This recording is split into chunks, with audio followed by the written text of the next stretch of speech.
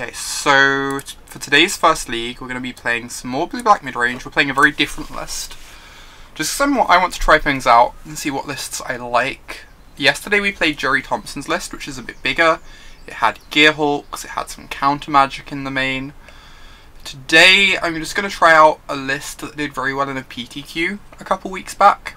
I mean, it went like undefeated in the Swiss.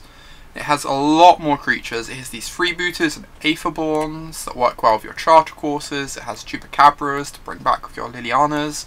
It's a lot more, it plays to the board a lot more than the list we played yesterday did. My suspicion is I'll end up preferring Jerry Thompson's list. However, I wanted to give this list a try because it's doing some different things and really want to just have a good feel for this archetype before I potentially end up registering a blue-black mid-range deck at the weekend. Hey there, Caius. Yeah, this is from the PTQ. I don't know if it was you that linked it or someone else, but someone linked it in chat yesterday, and I thought I'd give it a go. Haven't made any changes, just running it as it was when it was linked. Ooh, I need to very quickly update Stream Decker, which I always forget to do. Sorry, this will be one moment. Save, and I also need to tweet that we are live. I normally do this stuff before recording, but I guess I'm a bit rusty. Alright, I can get that done whilst the game is going. Seems like a very easy keep. Push into Freebooter, into Champion, into Chupacabra, just dreamy curve. Couldn't really ask for more.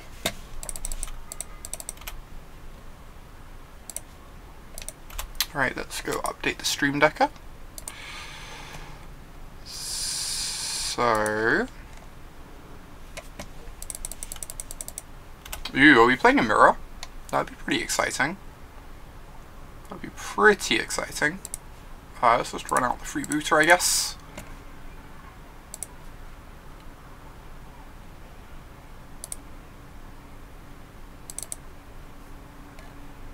Okay, Stream Decker should be updated now.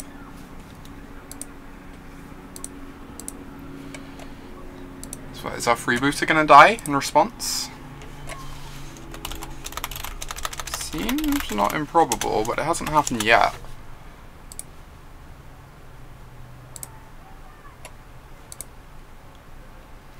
Okay.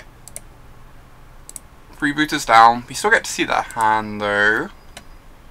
Their hand is pretty bad. It seems like we're playing against Esper control, most likely, which is pretty interesting. So they've got, oh, it's all revealed here, so I don't need to write anything down. They've got 2 removal spells and just some lands. Did our opponent mull? They must have mulliganed, right? They didn't. It just feels like they don't have very much, but hey. But I think we're going to line up pretty well against this hand of they're going to have to exile our champion with the contempt, and then yeah, Freeboot is really good for sure. Just giving us the info is pretty big too. So I'm just going to run out this champion. I could Doomfall them first. I think I'm pretty interested in running out the champion. Whilst it's unlikely they have a Syncopate, they'd have had to draw it that turn.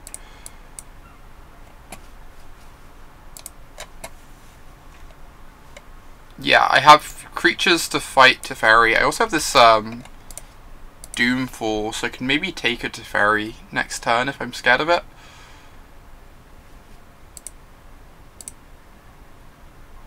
So I think we're gonna be fine. Siphon is really nice. So we're definitely discarding this Fatal Push and definitely discarding a land. Kind of like the second actual blue source to bring back the champion with. I could just get rid of the swamp. Then next turn I go Doomfall. Seems reasonable to me. Yeah, let's do that. And then we can take a look at their hand before deploying the Siphoner Clear the way of a Teferi if they have one.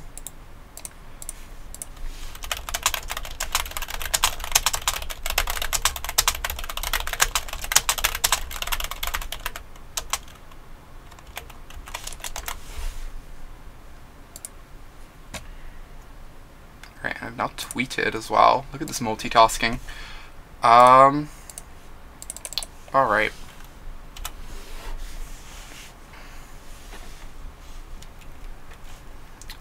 The thing is that I expect they won't have double white in their deck. Most of the Esper lists are only playing white for like Teferi and sideboard cards.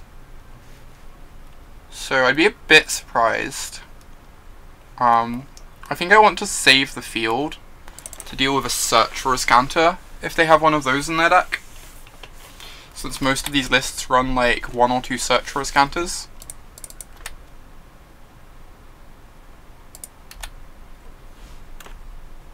They could still go get Plains. I guess it depends on their mana base, right? There are some lists that run Plains and some don't. So that's fair. You're definitely right that some of the lists actually don't have a Plains in them anymore. The lists I played at the Invitational didn't have a Plains. Yeah, for sure. Yeah, you're right, Caius. Oh boy. Well, we're going to take this Teferi. 100%. They have a backup white source, so they're okay on that front. We just have to take the Teferi and slog through these removal spells. I am going to play down this land. I think I want my land drop in play, even if our champion's probably going to be contempted here.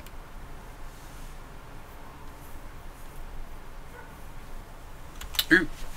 Champion lives. I guess they're respecting Scarab God here by not killing the champion. Right, let's attack with the champion. We can cast Siphoner. Hey there, Heather. And yeah, they're just gonna kill the Siphoner, but that's fine. Gotta get the removal spells out somehow. These Chupacabras aren't looking like the absolute best right now. Honestly, we might just like cast them as 2/2s at some point. My opponent's deck probably doesn't have many creatures. It probably has like some Gearhawks and like maybe a Scarab Rod, I guess. Dealing with Gearhawks is real.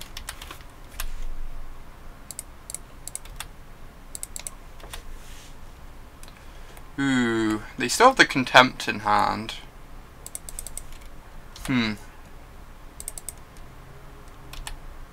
Interesting. Let's attack for 2. If we cast the Scarab God, it just gets Contempted. It clears the way for a future threat. I might just cast the 2/2 though. Like double my clock. I could see this being incorrect.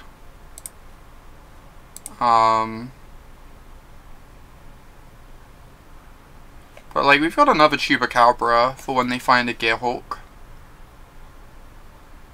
And we don't really have a clock at the moment, and if I cast the God, it's just going to get Contempted. So I think this is fine. Just like run out my overcosted Grizzly Bear. Yep. Champion dies. Gets the Contempt out of their hand though. So now we can cast Scarab God. Yeah, for sure, Heather. Like, whenever someone just casts Chupacabra against me and I'm on a control deck, it makes, like, their position look really weak to me. So, that might encourage, like, just contempting our champion like that. They could also just have another Contempt or a counter or something, but it's kind of encouraging. But how the turns have tabled, oh my god. They did miss their land drop last turn of note, so they have 3 spells in hand. We know that much. Here comes a Gearhawk. So they get to contempt our Scarab God. We get to Chupacabra down the Gearhulk though.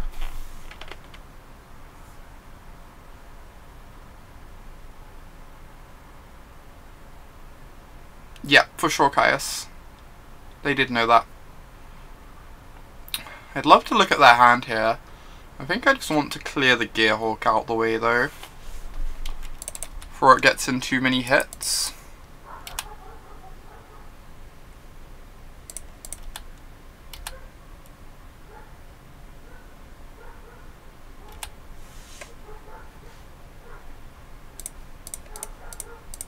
Also, like, kind of mana inefficient using this turn, whereas we have lots of 2-drops we can draw that we can pair with it.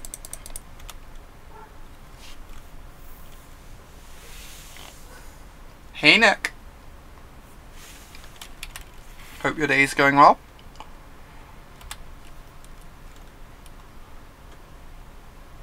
Alright, so we're taking 5, going to 10. If I draw a 2-drop, I'll probably go Doomfall plus 2-drop.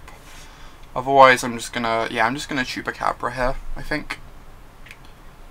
I am gonna play out my land. I've got Champion of Wits in my deck, but I've got this Fatal Push to discard. So I guess I should attack first? No, attacking first leaves me dead to a Gearhulk, right? They get to go... I guess I'm realistically probably pretty much dead to a Gearhulk anyway. I'm not actually sure what's correct here. I think I'm just dead to another Gearhulk anyway. So I'm just gonna like run out the Chupacabra.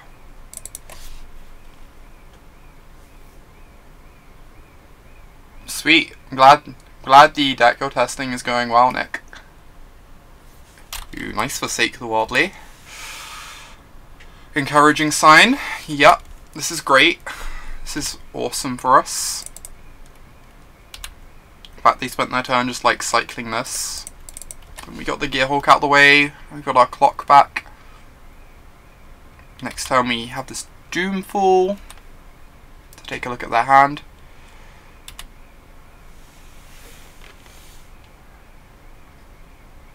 Glimmer's pretty strong.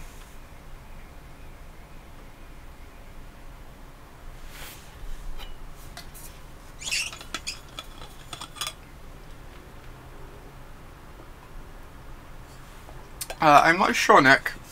I'm just playing the list from the PTQ today. I played Jerry's list yesterday. Both lists have just had Doomfalls in them. The Doomfalls have felt like fine. It's kind of nice having like main deck discard effects, which Doomfall gives you access to. I guess I'm just going to dress my opponent here. I think again I'm just going to play out like another land. I think after this land drop I'm going to stop playing out lands because of Champion of Wits, but I think this one's fine. Hopefully they don't have a Gearhulk. Okay, this means they can't cast a Gearhulk, so I'm happy.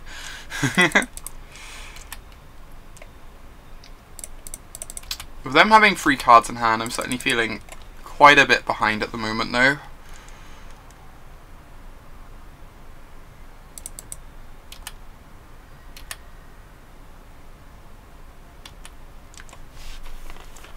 It's no point attacking the Isolated Chapel here, because they have an Ether Hub in play for white mana anyway. So I think I just want to save the field to threaten and search for a Azcanta. Obviously they can field my field to protect their Azcanta, but like depending on the situation they might end up like strip mining themselves to do that, so it's not too bad.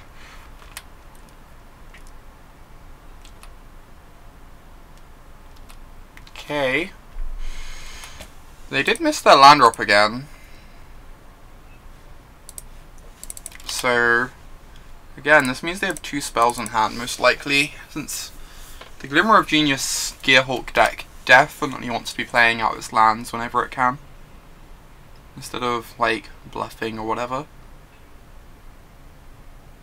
Comes to Fairy, I assume. Yep. It's probably just game over. Like, it's gonna be very, like, we kind of need to draw a contempt and hope they don't have an answer. Probably just like this turn.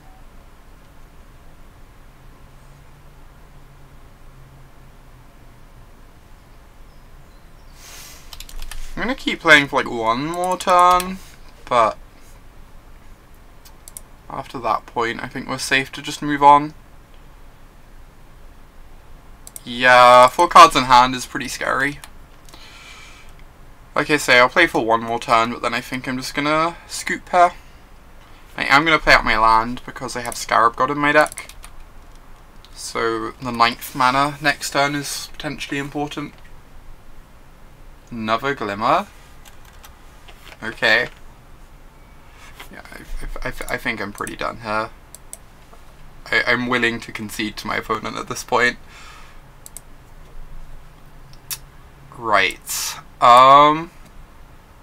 Bloodfasts, Duresses, Spyglass, Gonti Negates. All seem decent. Eldest Reborn seems like fine but unexciting. Pushes are hot garbage. Cast down's like kind of medium. Chupacabra's pretty medium.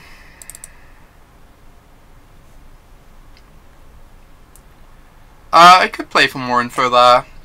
I don't know. With like testing and stuff, I kind of just want to like get on to the next game, I guess. The Aetherborn seem really bad. Need to cut 2 more cards. They might board in Glint Sleeve, yep, for sure. We have Doomfalls that can deal with Glint Sleeve and Contempts. And I think I'm going to keep in my Chupacabras. Or some Chupacabras. Just so I'm more able to deal with Glint Sleeve as well. Need to take out 1 more card.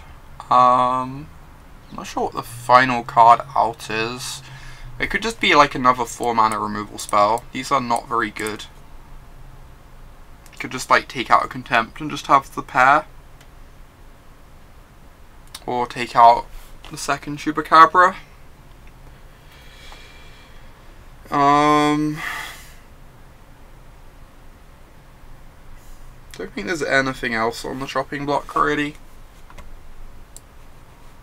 I'm just going to take out another Chupacabra and just have the 1. And then we still have 3 Contempts to answer Scarab Gods or Teferis, so we're still able to answer that card nicely. This seems good to me. We could also bring in Eldest Reborn, I don't know, I'm not in love with this card. Against control decks.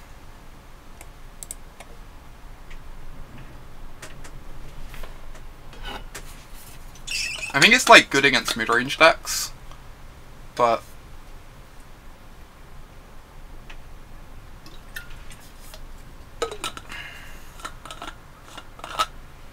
alright, so we will go first. This hand is disgusting. We will keep. Duress into Fret into Fret. And we even got like some solid mid-game as well, if we hit our land drops along the way. Just gonna fire this off turn 1, clear the way for our Siphoner. Ooh. So if I take the cast down, then my Siphoner has a very decent chance at drawing a card before it can get contempted. So I think that's just what I'm gonna do.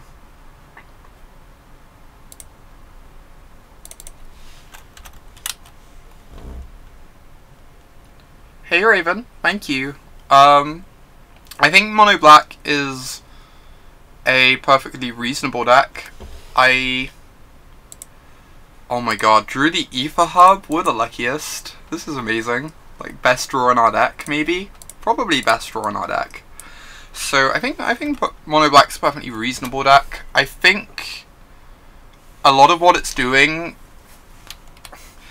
I feel like it's kind of like a worse blue-black midrange, is the problem with Mono Black. Like, you're doing, like, basically the same thing like these decks are doing, but you don't have, like, the Scarab God.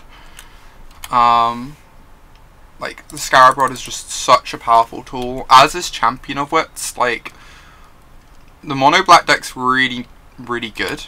It struggles with the fact that it plays like, what, 16 removal spells or 12 removal spells sometimes. Like, sometimes its hands just mismatch really badly against what its opponent is doing. Whereas having Champion of Wits lets you filter away, like, all the awkward cards.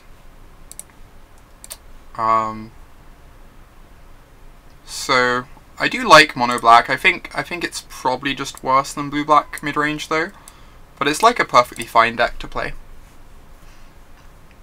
Opponent's mana situation is awkward.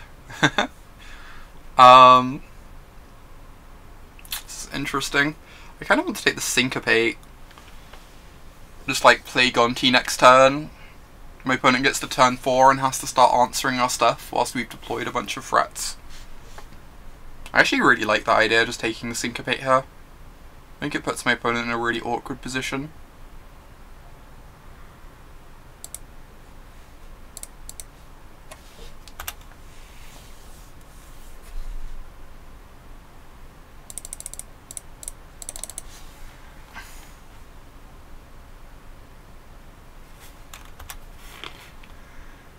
Now they have to like spend their turn Field of Ruining so that they actually have coloured mana, whilst we get to deploy like another creature.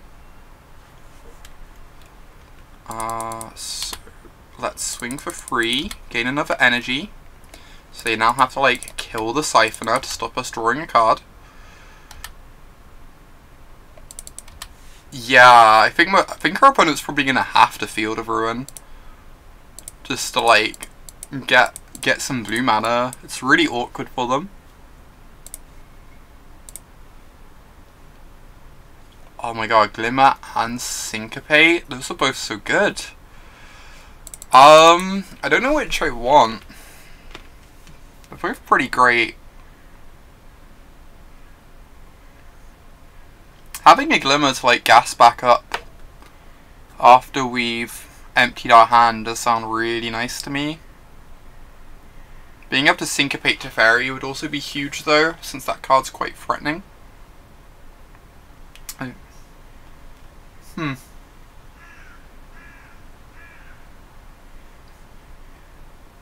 feel like I'm actually going to take the Syncopate. Yeah, I think I agree. Just like being able to Syncopate a Teferi is really huge. My opponent's like stumbling on mana, so this is going to be live for quite a while.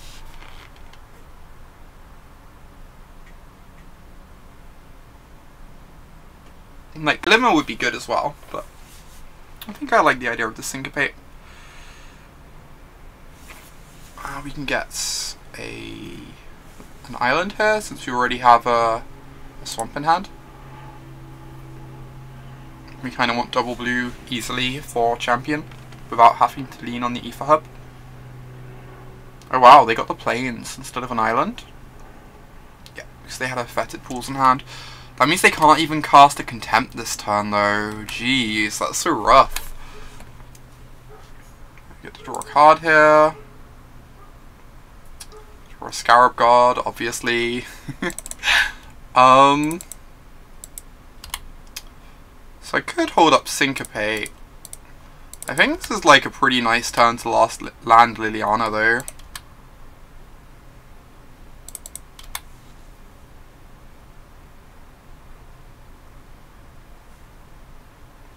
I think I like just landing Liliana this turn. And then like force them to Contempt Liliana.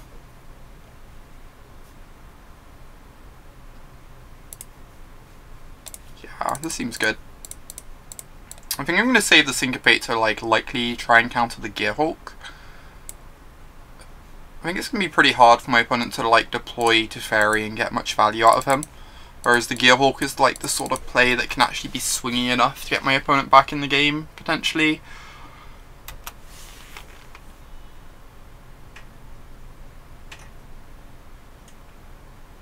Nucleo, thank you so much for the support. Thank you for this resubscription. Everyone, spread some hearts in chat for Nucleo returning. Thank you so much, Nucleo.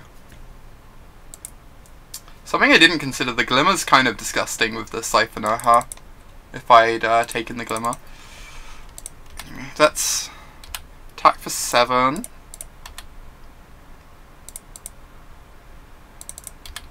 Hey there, Orphan Chocolate. I'm just going to hold up the Syncopate this time. Since I don't really know how my opponent gets out of this if I just hold up a counterspell. Like, they can try and Gearhawk here, but then we Syncopate them and they lose quite badly.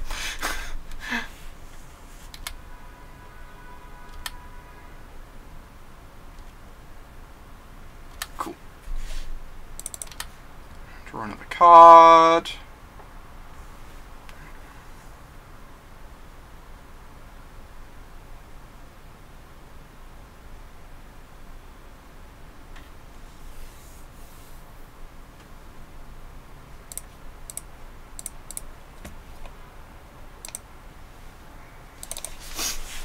Well, that game was very straightforward. The freebooter looked kind of decent that game, for sure, as did the Gonti. On to game 3. Yeah, Syncopate for 1, counter your 6 mana spell. Kind of ludicrous. I think I kind of want to run this back. I am wondering if Eldest Reborn's just like better than like a Chupacabra or a Contempt. Like, I might actually just do that. I'm not in love with this card, but it does answer to Fairy okay. And Chupacabra's not exactly exciting. So I think this is going to be good.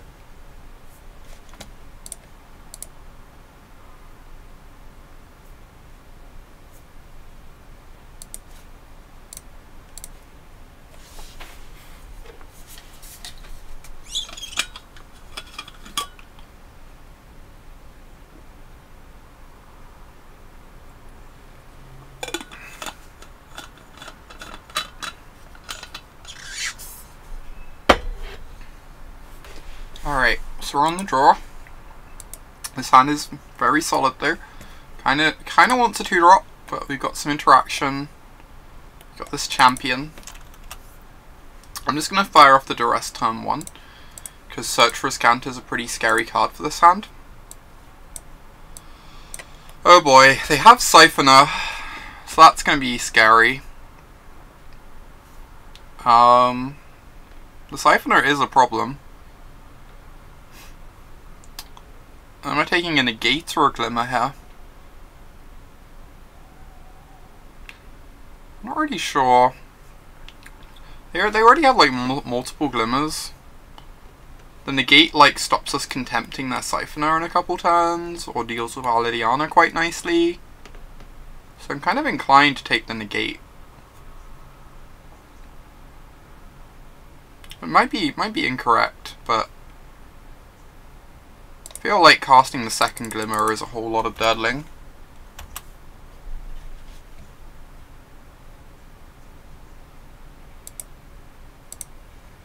Okay, just get down our tap land. Next turn we can try and Doomfall them and get rid of the Siphoner. They've had to draw on a counterspell in their top 2 cards. Obviously one of the things they drew was this land. I'm pretty keen on just getting this thing out of play, honestly.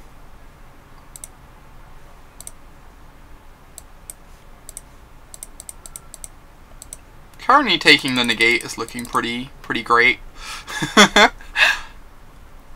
I'm pretty down with the fact I took that Negate on turn 1.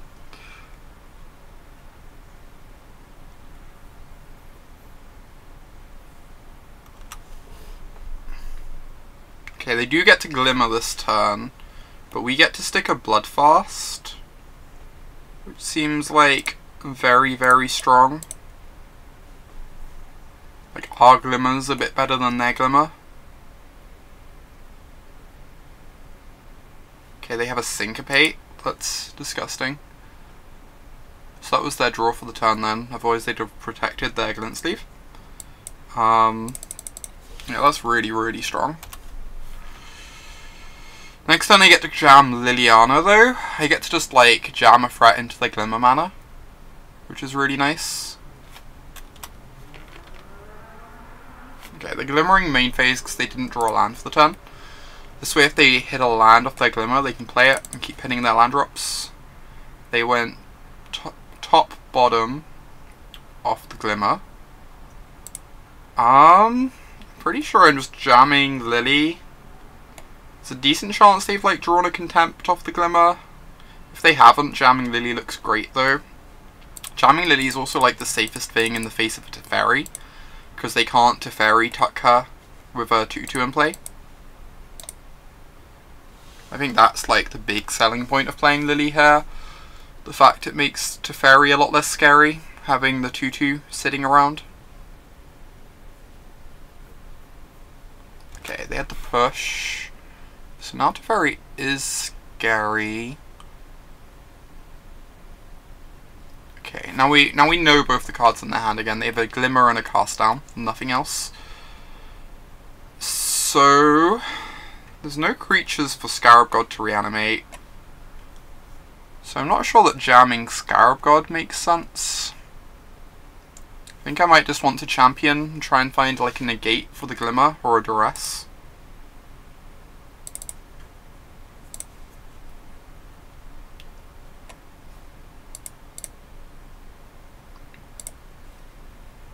Hey, that's amazing. That's so good. So I can discard Contempt Swamp, maybe? The 6th land honestly isn't bad though. Then we're only 1 land away from bringing back a champion. I'm not sure the freebooter's doing a huge amount.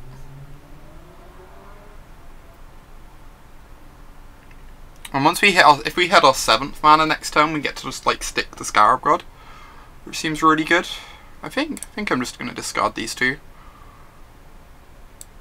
But like sticking Scarab God with negate backup seems really, really powerful to me. I think we're in a pretty good spot at the moment.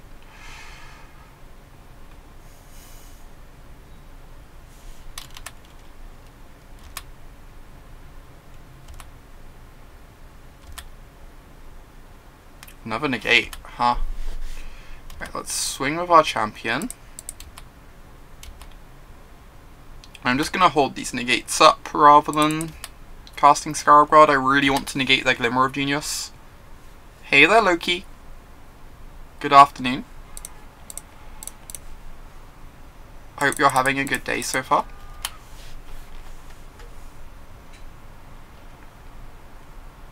Right, so they just have a Cast Down that we know of.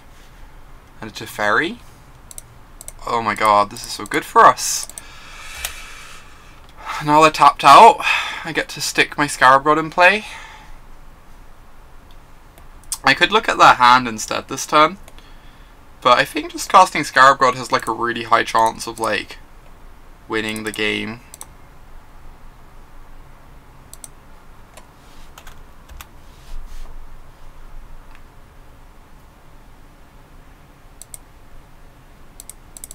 I live in London, in West London. It's pretty nice. I like it. It's quite expensive, so long term I might have to move out of London and find somewhere a bit cheaper, but I enjoy living here, for sure.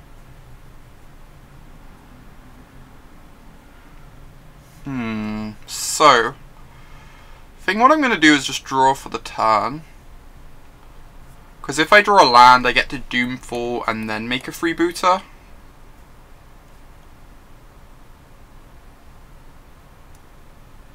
And if I reanimate the freebooter, they just cast it down and I don't get a scry anyway. So I think I'm pretty interested in just like drawing for turn here. Like land or spell was good, right? I guess this spell wasn't very good.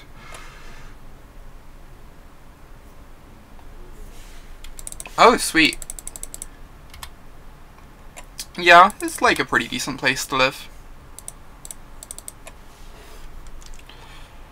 So we just attack here. And I think I'm gonna go draw step, reanimate freebooter, maybe? Kind of makes sense to me. It gives me like the most info. We know they have a cast down, so we know the freebooter's gonna die. But we get to look at their hand and force them to like use their mana. Potentially.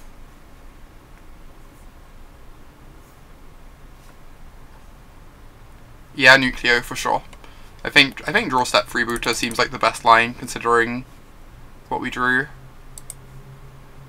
And we get the info. Disallow Essence Scatter. Those do not seem the best right now. Those do not quite seem like what you need at this moment in time.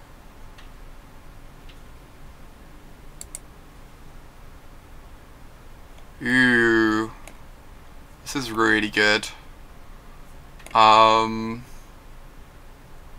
So they can't interact with our creatures anyway. I'm gonna cast this champion. If they don't counter it, we have like outs to drawing like land plus creature or whatever.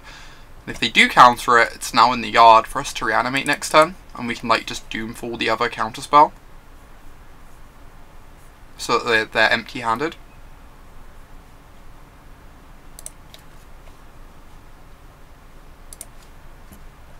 Yeah, so they're going to counter it. We get to take the other card from their hand, leave them empty-handed, put them to 4 life, so they have to draw a Contempt. Even if they draw a Contempt, we're drawing life to a land to get back the Champion of Wits. And even if they draw a Contempt, we also still have the 2-1 in play. So, I think we're like very, very likely to win this game. Hey there, Pika.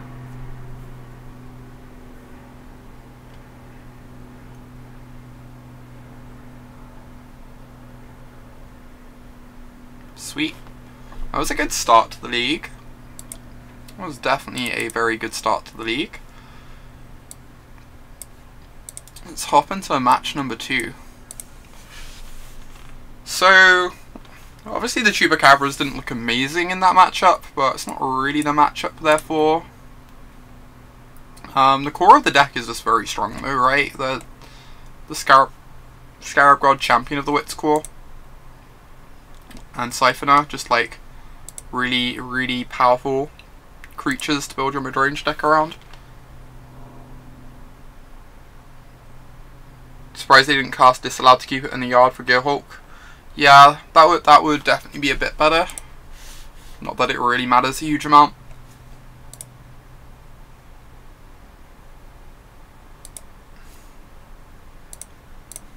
Alright, so match number 2, we're on the play. This hand is perfectly fine. Could need of Swamp to go like push into Siphoner, but I'm just gonna get this tap land down with like some double black cards in hand that we want to be able to cast. Ooh, Island. Is this gonna be like yesterday's leagues where we just faced like mono islands all league long? I'm just gonna get the Cypher down underneath any potential counter magic. Also lets me start storing up energy. It means I can't go push plus Aetherborn next turn, but against Island it's like really unlikely we'd want to do that anyway. No, I'm just trying this list out low-key. I currently have no strong preference, but this is really awkward. Am I attacking into Seal Away? I think I am. Like, oh, I can get the second energy from this Aether Hub anyway, so it's not like I need to attack. I could just ensure I get the card out of it. But I think I'm meant to attack. If they have a Seal Away, I just feel kind of sad. I'm just trying things out low-key. My suspicion is that I'm going to end up preferring Supreme Will over Charter Course. But, like, different people are doing different things. I just wanted to try out different lists. This is a list that did well in a PTQ recently, whereas yesterday's was Jerry Thompson's list. I suspect I'm going to be like a bit closer to Jerry Thompson's list, but I just wanted to try out different cards and get more of a feel for the archetype. Okay, so they cycled the farmland. Cool. I hope it helps. We get to draw a card and everything. Drawing cards is great. Pro tip, draw cards. I'm just going to attack for 4 here. I think if they had Seal Away, they'd have done it after, like, before we untapped, since our deck doesn't exactly have many scary 4-drops for them to counter.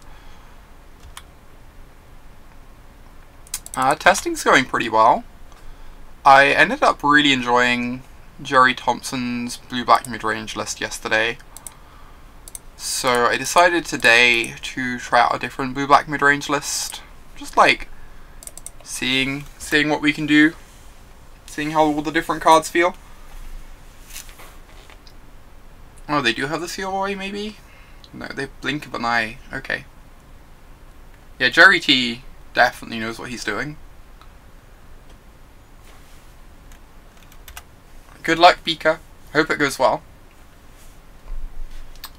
I can just attack for 4 here, and then cast my Siphoner. If they want to settle the Wreckage Me, I'm like 100% okay with that.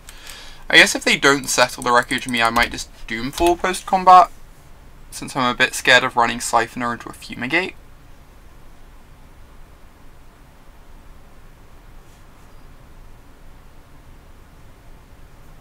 Oh gosh, Loki, that's kind of terrifying. Like, tokens against Chain Dweller seems scary. Hey there, Chantel. Blue-black's doing really well. We went 5-0 yesterday with Jerry Thompson's mid-range list. Now we're trying out the PTQ list.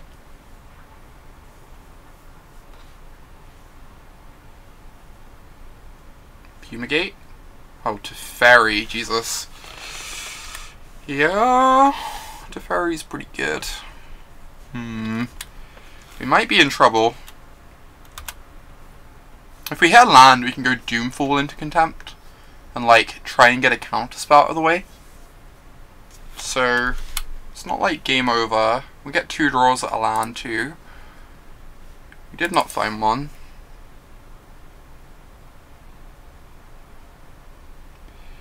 I'm just gonna try and Contempt this, I think. And then we can attack and cast Charter Course post-combat.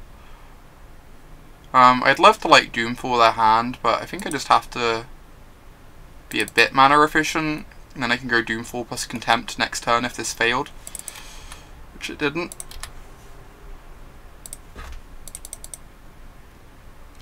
Oh, you really liked the green-white list, Frozen Sun? I could see the green-white being decent. Like, I'm assuming it's pretty good against the red decks, which seems big.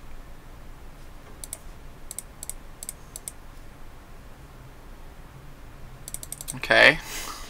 7 spells, sure.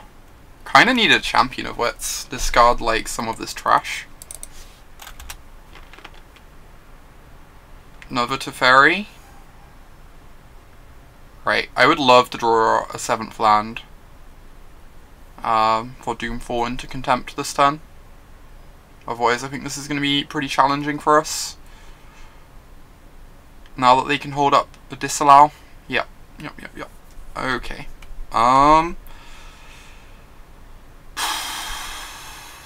Do I just have to go for the Contempt?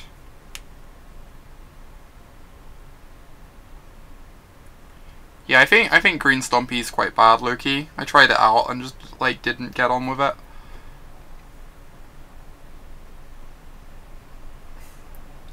Maybe I just have to go for Contempt and hope they don't have a counterspell. Seems kind of grim otherwise.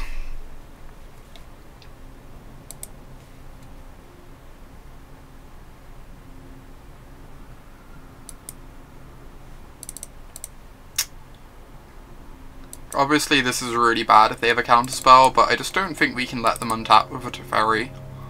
And like Doom falling and then letting them untap doesn't even really achieve anything, so they get to see like 2 new cards in that time frame. Okay.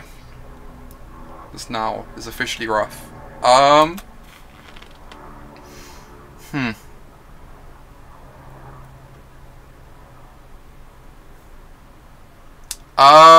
It was from a PTQ like 2 weeks ago, so it's like a tiny bit out of date, Voltones. I will link it in chat a moment. So this is the list.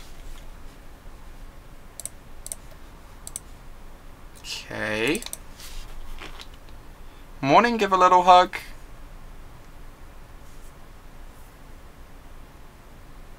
What are we doing here? Are we just like... I could cast Scarab God, they counter Scarab God, next turn hit a land for Doomfall into Liliana.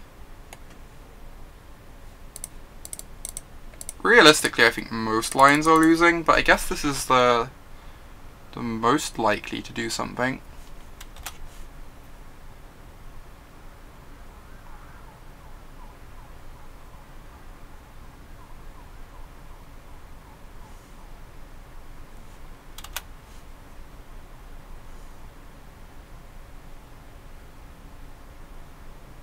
I wonder what's in their hand. I guess they don't really need to counter the Scarab God, there are no creatures in the yard.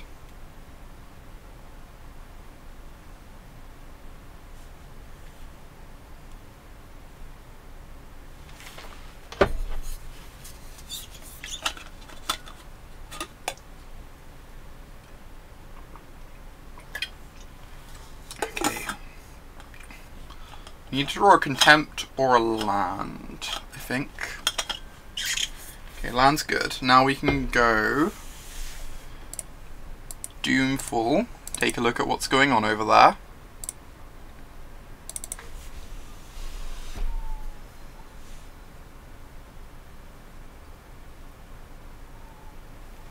That makes sense, Ketrip. Didn't realise I was playing your list. Yeah, the RPTQ is Unified Standard. It's pretty grim. I guess I'm taking this approach, right? The approach is just unbeatable. Their hands are not great, though. The hand is certainly not great.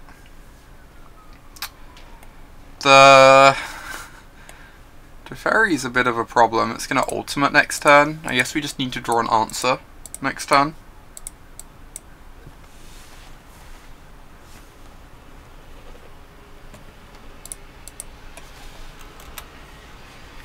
We milled a Scarab God. So now if we draw a Freebooter, we cast Freebooter, they scatter. We minus Liliana, getting back Scarab God, reanimate Freebooter. Which means we can take the Settle away to deal damage to Teferi. So like, Freebooter's kind of a live draw, potentially, if they don't have anything.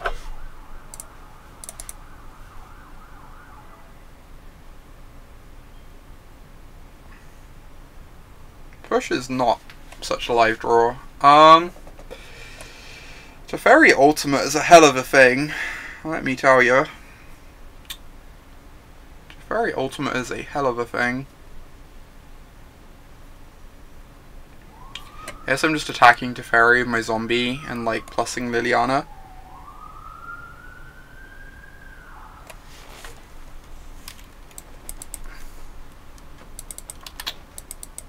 Pretty sure we're dead to this ultimate, but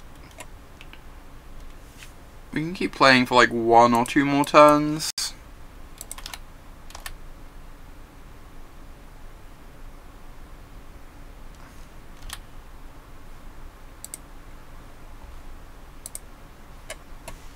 I'm gonna actually plus Liliana here and just hope they don't have any card draw post ultimate.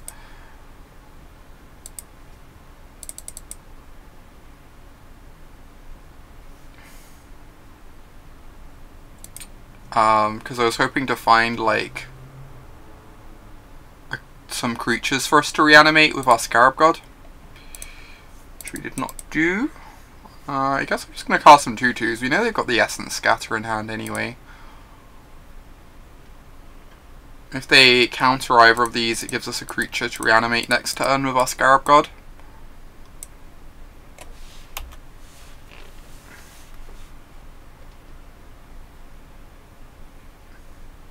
Yeah, that makes sense, Kedra. There are definitely like a lot more blue-white decks in the PTQ, the RPTQ. Oh god, this is disgusting. Teferi plus Emblem.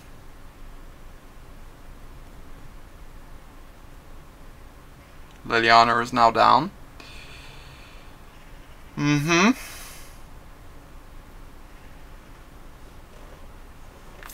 Oh, that's true, Loki. I didn't think about that. That's a good line.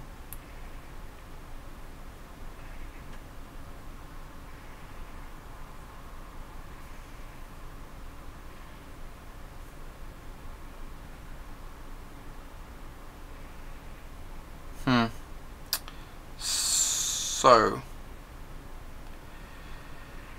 yes, I'm going to start with this Champion of Wits. If they don't counter it, we have outs to, like, draw a Vraska's Contempt.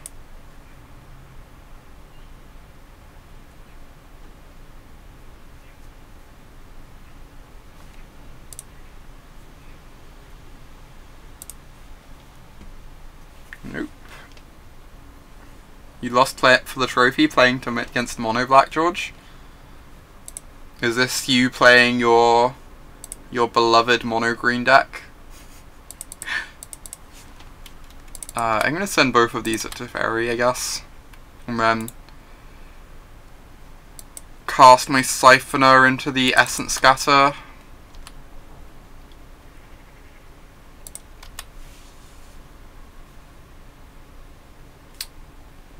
I'm assuming you would not fall for me asking what decks you're playing for you're trying out for the RPTQ.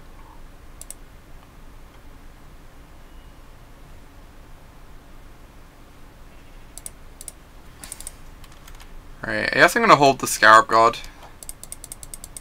since it means I can reanimate something next turn. One of them contains Chain Whirler, that's really surprising. That can't be correct, right?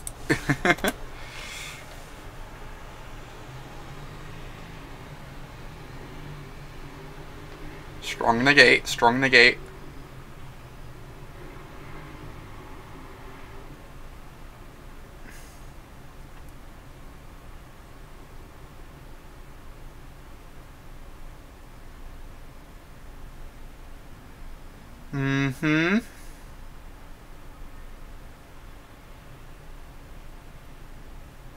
I'm not sure if I'm really meant to still be trying to play this game.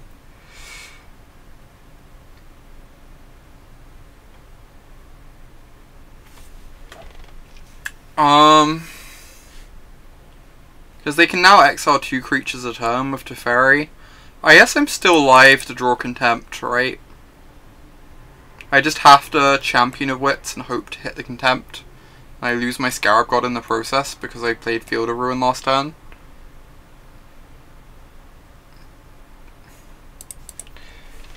Hey, Teresa.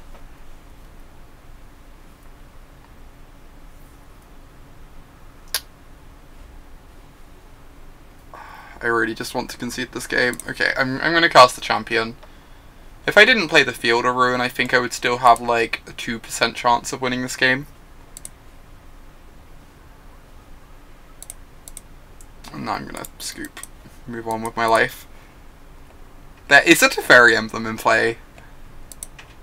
It is true that not many people have ever beaten a Teferi emblem.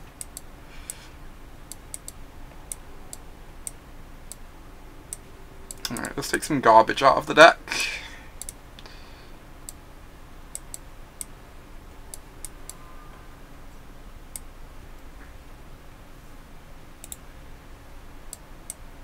So, I need to cut 3 cards. The Aetherborns seem like hot garbage. We can just like cut a Contempt and go down for... It's kind of awkward. Like, we spend that whole game wanting to draw a Contempt, So like cutting one looks kind of bad, but we've got Duresses and Negates and Spyglass and Eldest Reborn. We've got like loads more answers to Teferi post-board, so I think it's fine to cut a Contempt. With that considered.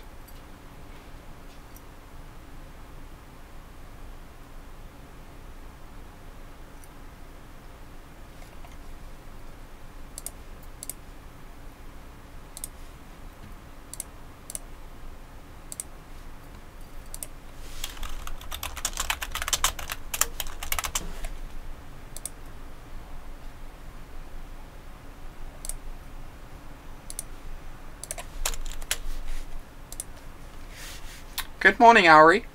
Hope you're having a good day.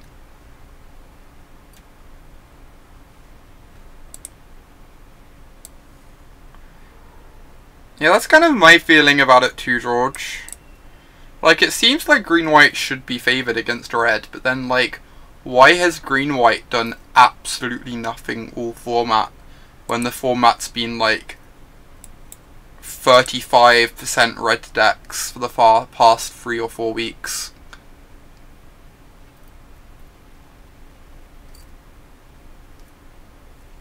Awesome, glad to hear it, Auri. Just give me 1 second.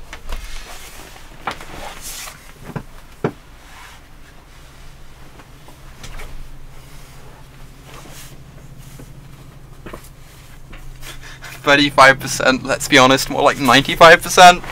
Like, that's a slight exaggeration. Just possibly. Alright, we will go first. We will keep this hand. We will draw an Aether Hub next turn.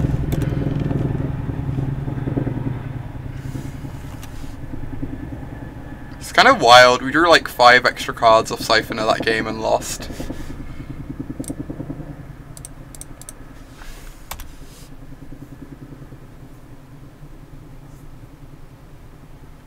Name a random deck you should play for GPSG. Assuming that's standard. Holy shit, Knight of Grace, we're dead. How do we beat this? Alright. I feel so dead. What the hell?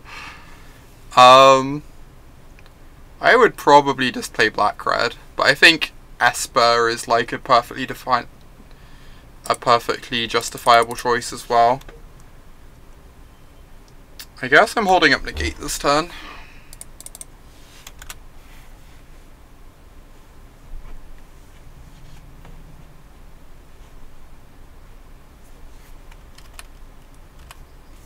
Hey there, Kaylee. What configuration of black-red? One that's fairly low to the ground. Like leaning like very much on the aggressive side, only splashing for like Scrounger and Duress maybe. We block it with Colossipede. That seems like a good plan, Caius. It's worked for us so far. Which Esper? Something like similar to my list or Brad Nelson's list. My list and Brad Nelson's list are like very similar anyway, but I guess I'll just let this resolve. Attack with my Siphoner.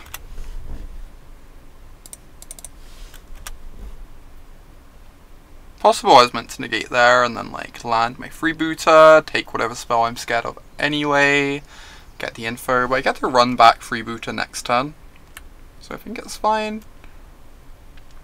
Oh, and Unlicensed Disintegration. Yeah, sorry, I meant that card as well. But I don't think you need to go very heavy on black.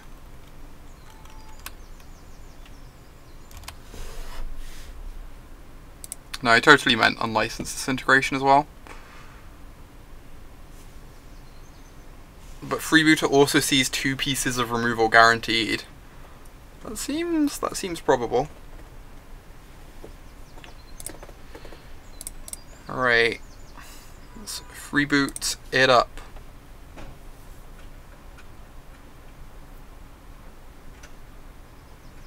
think I hold negate instead of playing freebooter. I'm kind of scared of like History of Benalia. Maybe they'd have just slammed History of Benalia by now though. Is this a cast out? It is. I think this earns a negate. I kind of want to like keep my Siphoner in play. Ooh, okay. So their hand is not the best. I guess they can cycle farmland, but we've got a Contempt for the Gearhawk.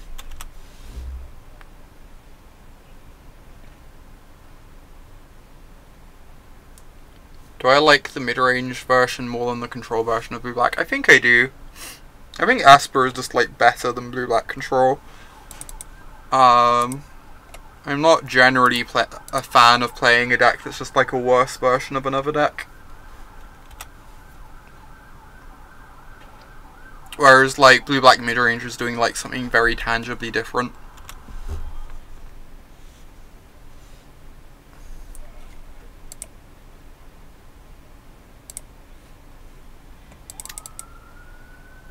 Okay, lead with champion. I could just use this as an opportunity to resolve Scarab God before they have Disallow up. I actually kind of like that, just like slam Scarab God this turn. I kind of need to get it in play at some point soon, so that my Colossopede can block their 3-2. So yes, this is a good turn for that. If they've drawn a counterspell in their top 2 cards, it's not great for us, but I think we have to go for this. Yeah, I agree, Kaylee. Slamming Scarab God here seems really good. We also have a freebooter we can reanimate, which is like not the worst.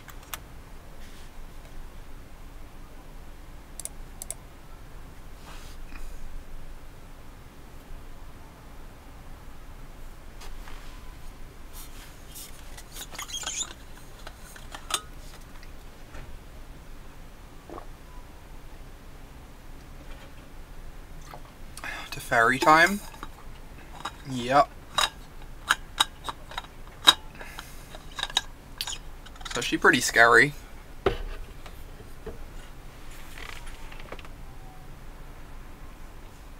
I think can minus on Scarab God and put us to 6. Or they can plus like this. And like chump our Scarab God for a turn. That means we get to untap with Scarab God in play though. So I think we're fine with this. I think the minus on the Scarab God would have actually been quite a bit more scary than plussing. I'm just going to untap and draw for turn before doing anything. Duress. Interesting. They've got 2 mystery. I think they have 3 mystery cards at the moment because they played a Plains. I guess I'm just going to duress them and then probably reanimate the freebooter. But if they have a disallow, I kind of want to like not have them just disallow my reanimation.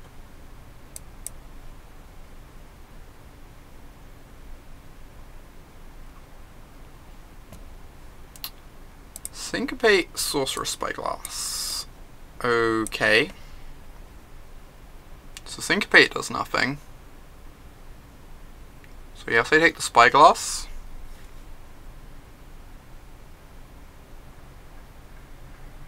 I'm going to take both anyway because of the freebooter, right?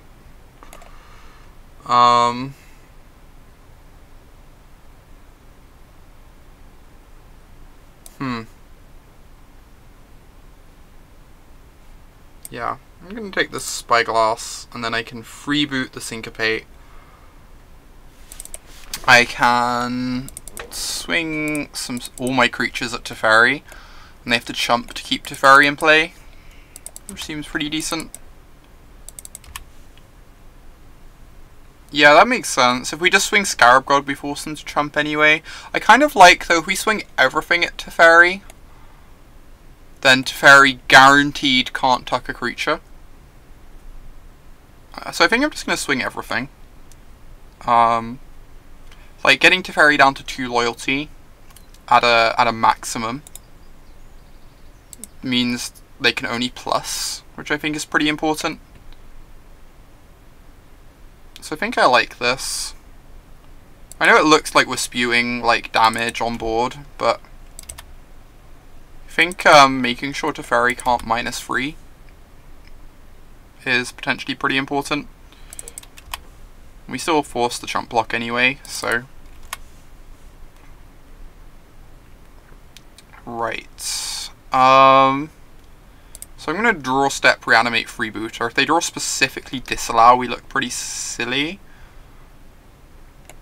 I could do it after the Teferi plus instead.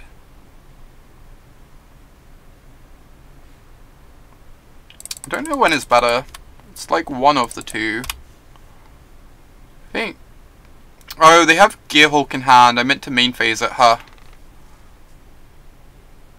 Because of the Gearhulk disallow, and disallow is the only thing they can Gearhulk back. Yeah, this is really bad. This is really bad. Now I just have to wait and do it in their end step to like tap them out. Yeah, I should definitely have main phased because of the Gearhulk only having disallow it can flashback. Now they just get to like run their Gearhulk out when we activate our Scarab God.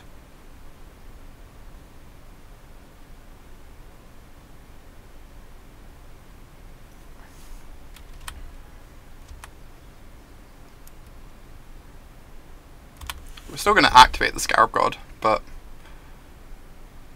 it's obviously not the dream.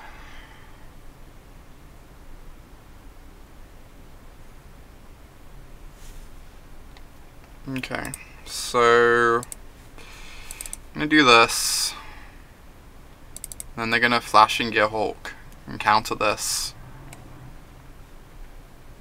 which is fine. We can still contempt the Gearhulk. We still have like a really well developed board. We'll still have Scarab God in play.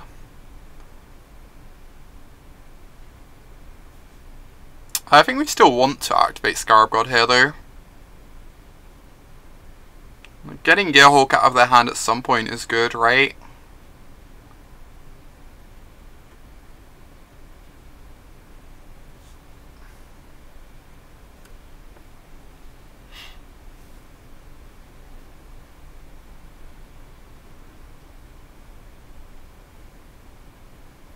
Here comes the Gearhulk. So they're going to Gearhulk disallow. Counter this. Yeah, they floated mana.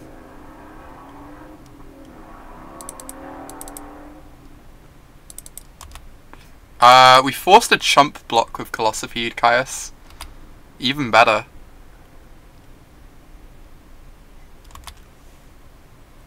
Okay, so we get to draw a card. We hit a land. We hit an Aether Hub, which is like actually the dream. We don't want to reanimate because I want to contempt this turn and then kill that Teferi.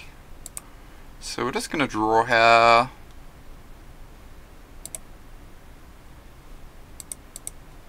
We have to lead on contempt because we know they have a syncopate. So if we lead on champion, then they get to just like syncopate my contempt. It makes no difference what we get target Kedrup because I think they're going to disallow anyway.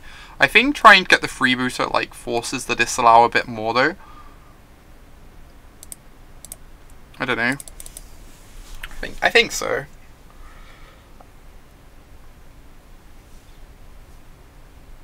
Do we tag up everything at Teferi just to ensure we kill Teferi through a seal away?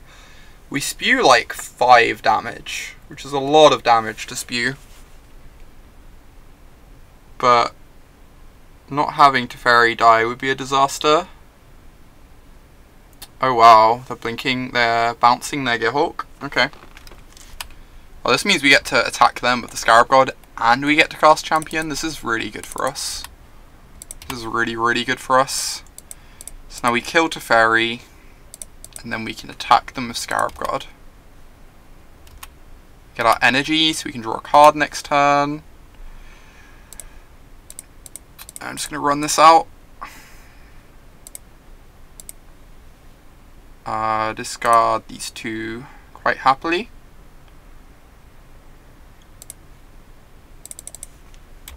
Okay, we're in a pretty great position now. Phyrexian Arena is busted, for sure, Caius. Yep, exactly, Kaylee. It exiles as a part of, like, the resolution, not as part of the cost, so targeting, like, the more impactful creature to force them to disallow just makes sense, I think. Are you allowed to get the Knight of Grace with the Scarab God? You can, yep, because it's not in play. Hexproof from black only matters when it's actually in play. I'm a bit worried about those Knight of Graces, but I guess we dealt with them that game fine.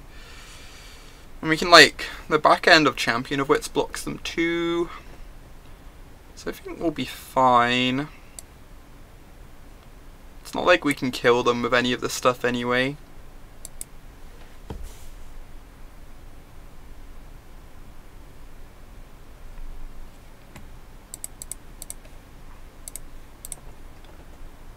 Okay, this is not an exciting hand, but I think it's clearly a keep. That's a good draw. I'm going to play the Catacomb instead of the Swamp, because if we draw a Glint Sleeve, we want to be able to go A for Hub Glint Sleeve. And I kind of want to, like, have my blue source already in play. It doesn't really matter too much, but I think I'm just going to cast Charter Course. Since finding a duress before I start deploying threats sounds pretty appealing.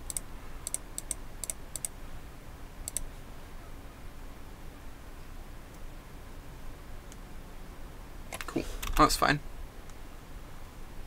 Do I think Gearhawks are better in blue-white or blue-black? Blue-black by a mile. But, like, Gearhawking back Vraska's Contempt is just so good. Like, unreal good. And, like, blue-black also just has a, like, larger variety of spells it can hit with its Gearhawks. In, like, blue-white, like, we saw that game, my opponent only had a disallow in their yard when they cast the Gearhawk. Whereas in, like, blue-black, you have, like, counter spells, kill spells, card draw, and a whole bunch of stuff. It's, like, really varied and versatile and strong.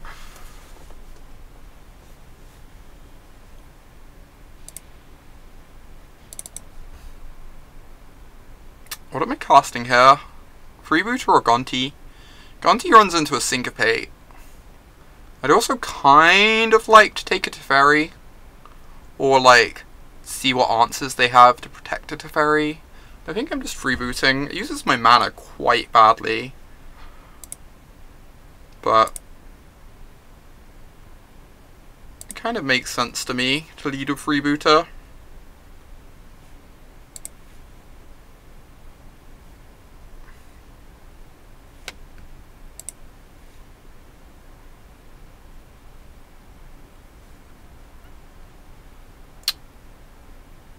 Interesting. That is quite the hand of magic cards. So I'm not too worried about Search, because I have this Field of Ruin. I'm not too worried about Spyglass in general. Hey there, Alex. Cast out obviously gets back whatever we take. So it's like motivation to take the cast out.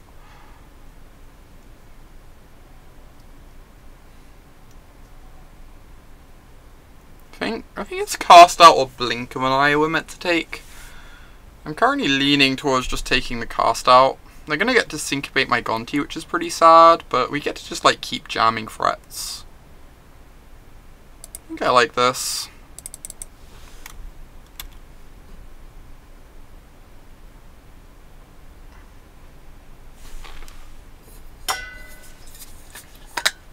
Yeah, I agree with you, Dab City. I think if you play blue-black and blue-white, then blue-white has other tools they can use instead of Gearhawk, and does not need Gearhawk.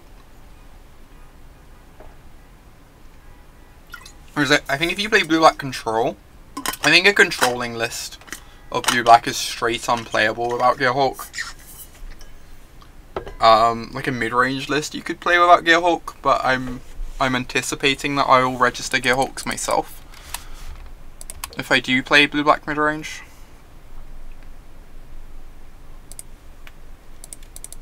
Oh wow, that's hilarious, George. And somewhat depressing. There's definitely a mix of those two things.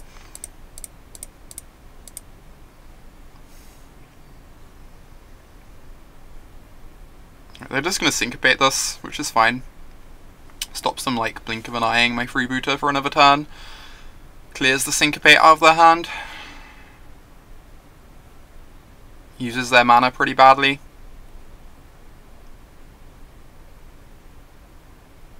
Oh, disallow, sure. Puts it in my yard for me and everything.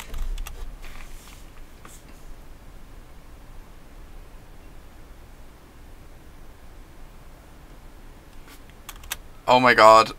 One of my single favourite Magic stories. They have Syncopate up now for my Liliana. It's so heartbreaking. I guess I'm casting Scarab God this turn, because then I can go like Lily, reanimate Gonti. One of my single favourite Magic stories is a friend of mine who is super dead on board to his Merfolk opponent. And the Merfolk opponent has a Chalice of the Void in play. And so this friend is playing Infect.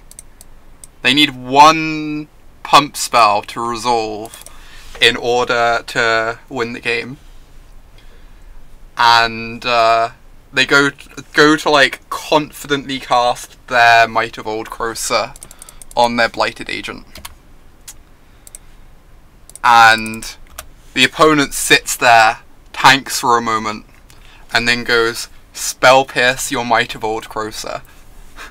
At which point my friend confidently points out that the Spell Pierce is countered by the Chalice of the Void. And proceeds to win. It's just like, this is so upsetting.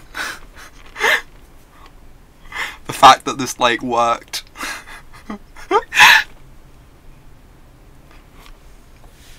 They have a blink of an eye, so they can actually like protect the Teferi. It's kind of gross. I guess this turn I'm gonna like Liliana and make a Gonti.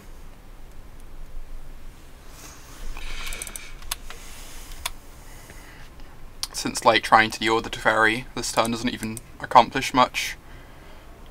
I could Eldest Reborn this turn. Yeah, you might be right, Kedrup. I might have just like spewed a damage there if I'm just gonna Eldest Reborn. They have like a Spyglass in hand for my Liliana anyway. I guess there's like motivation to get value out of my Liliana now, before the Spyglass hits play. That's definitely a thing.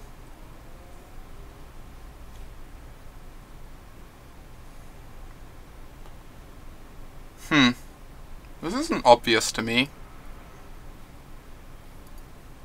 I think I'm just gonna Eldest Reborn, and then you can try and like Contempt the Teferi next turn. Yeah, clock is fine. We'll have plenty of time. Yeah, the Reborn will get Gonti back eventually, for sure.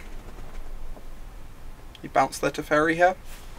Essentially just like turn their blink of an eye into a Teferi. Eldest Reborn is still gonna like get a couple cards out the deal.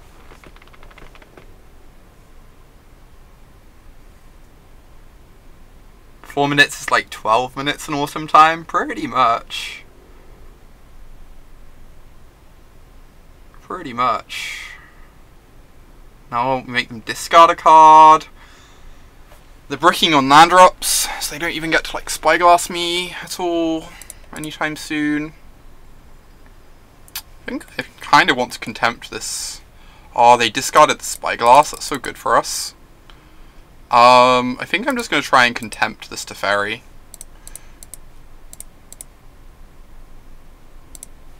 Just like get it out of play as soon as humanly possible. Okay, that's strong. It's a strong card. Now they get to flip search this turn.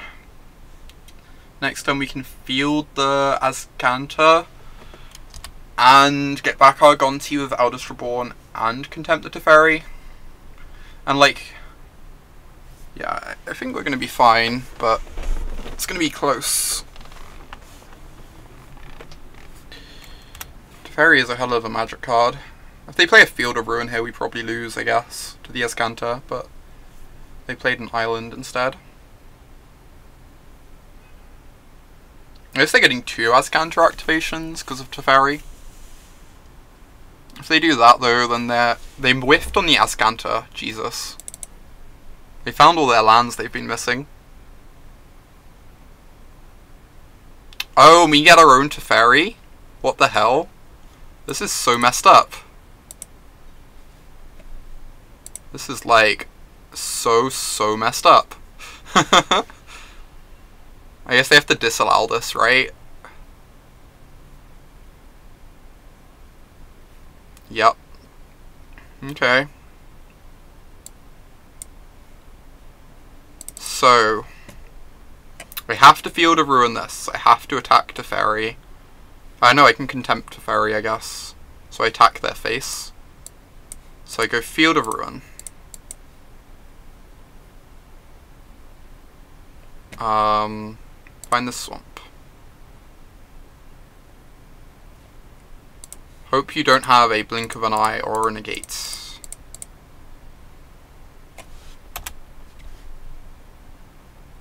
Attack you with my Freebooter.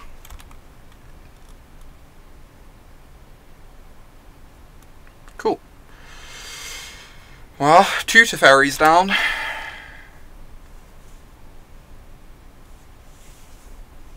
Teferi number 3. Okay, okay.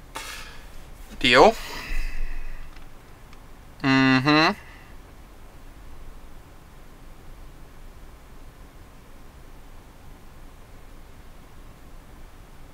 Right. So I can attack and then go Charter Course plus Contempt, I guess.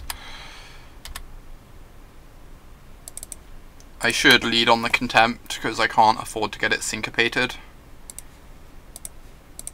Like, I think getting the Contempt syncopated would just be like game breaking. Negate. Oh my god, so many Teferis. Stop, please. I think this is all our answers to Teferi as well, other than like our Spyglass. So this game's gonna get really hard now.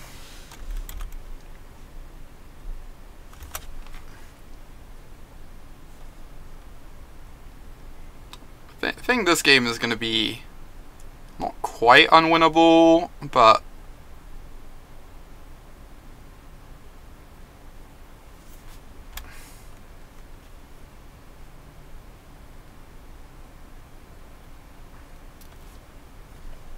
okay.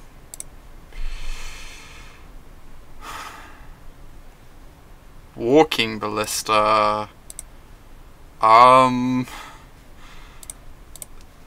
Okay. They have so much mana as well. How do we deal with a Walking Ballista?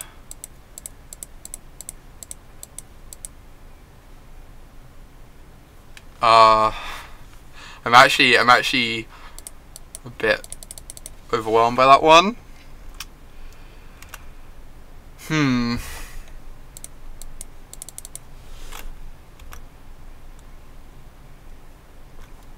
Yeah, Gonti could find an answer. For sure. Just like their board is already so well developed though. Like the Teferi's better than the Liliana. The Knight of Grace is like really hard for us to deal with too. I could have, if I get Gonti, I'm worried that they just make a big Ballista and then shoot down Liliana.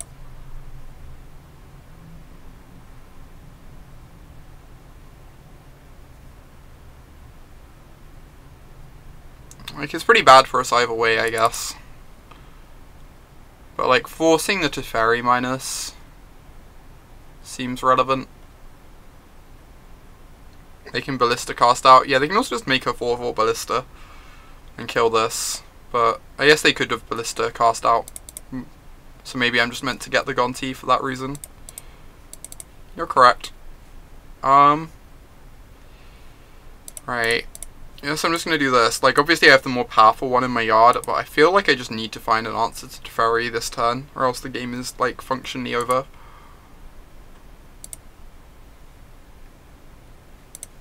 Okay. Now we can use Gonti to try and find an answer.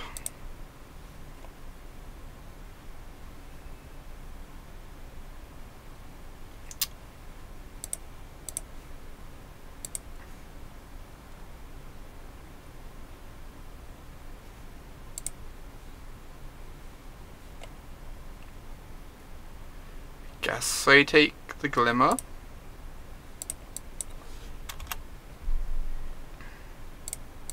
I attack Teferi, and they shoot down my freebooter.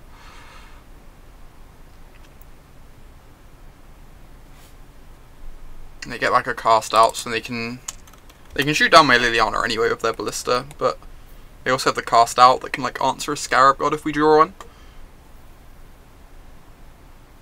The card advantage doesn't matter. My opponent has Teferi and Ballista. Like, most of the cards we draw just aren't relevant. And we've been through, like, I think we have 3 Contempts in post-board. And we've been through all of them.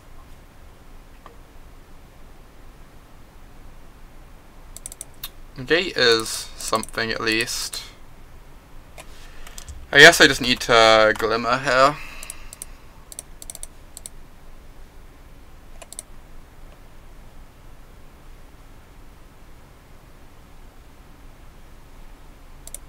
Does nothing, does nothing. Yep.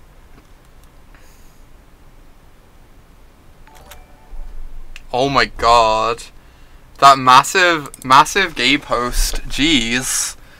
Huge thanks to Yellow Hat for the big host. Welcome to everyone joining us. We are currently conceding to a blue-white control opponent. Moving on with our lives.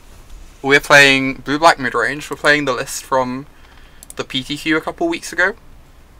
I'm trying to find, like, a third deck for the unified standard RPTQ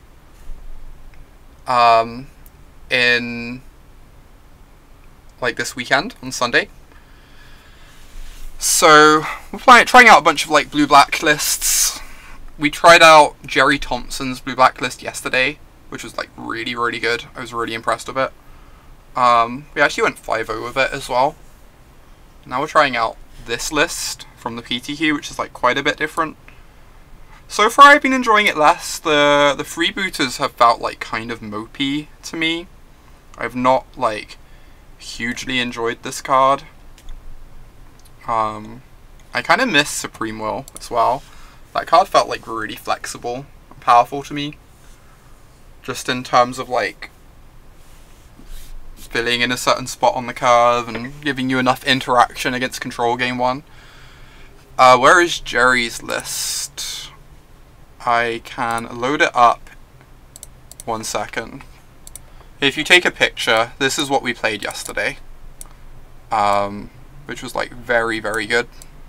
I really enjoyed it. So, like, take a quick screenshot. Hey there, Sam.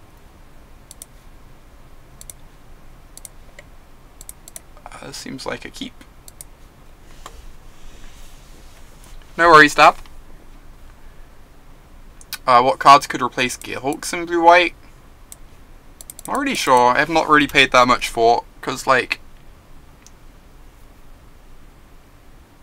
I don't know. I feel like you just generally don't need things performing that sort of role in blue-white. But oh, you didn't get it, Ari?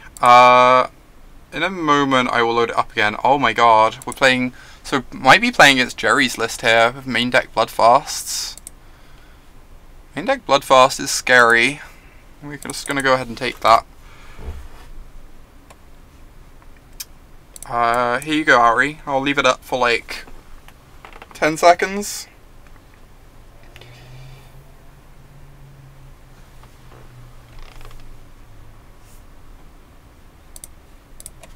Hopefully that was long enough. Okay. Got to attack for 1. We drew a 3rd land, which is good. Obviously you can't play it this turn, but better than nothing. You counted 7 seconds, Riot. Oh my god.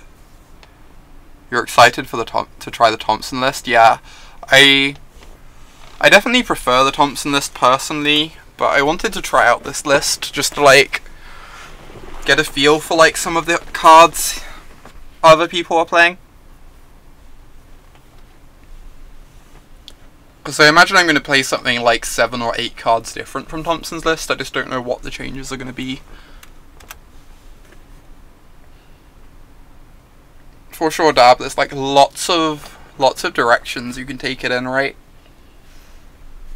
Lots of like different tools available.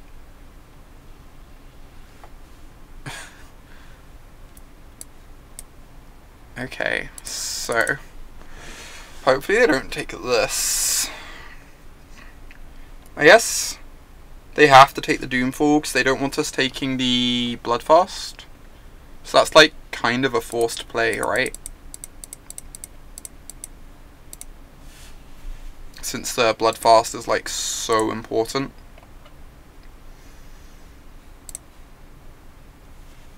I definitely want to keep 1 land. I think I'm just going to do this. We know there's a Scarab God for us to contempt in their hand. I'm planning on streaming a bit earlier tomorrow, Hug. I only started so late today because I had to go get my hair done today.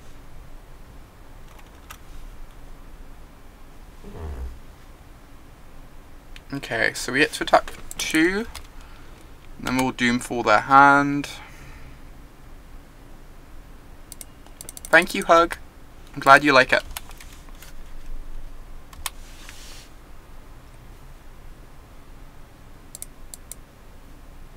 See ya. Alright, let's look at their hand. We actually know what's in their hand, like, entirely, but still kind of just want to, like, be using my mana to do something.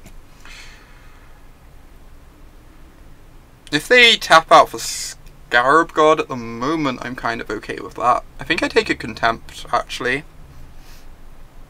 The life gain's kind of relevant with them having a Bloodfast in play. And, like, with them having a Bloodfast in play, we're kind of interested in, like, being more of an aggressor. So, like, drawing another threat would be really good. If they tap out for Scarab God, that's okay with me, because they're not drawing cards, and it lets us use our removal. So I think taking the Contempt makes sense.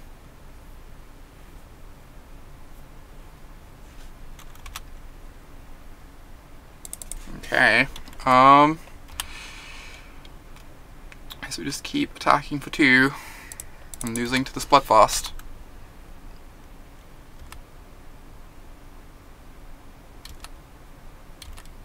Yeah, I wouldn't be surprised either, Shop, but I think if we get to that point in the game, we probably already lost.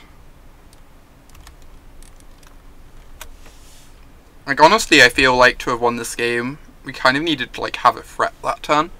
Because now they're at the point where they can just, like, draw answers fast enough to answer all our threats, it feels like.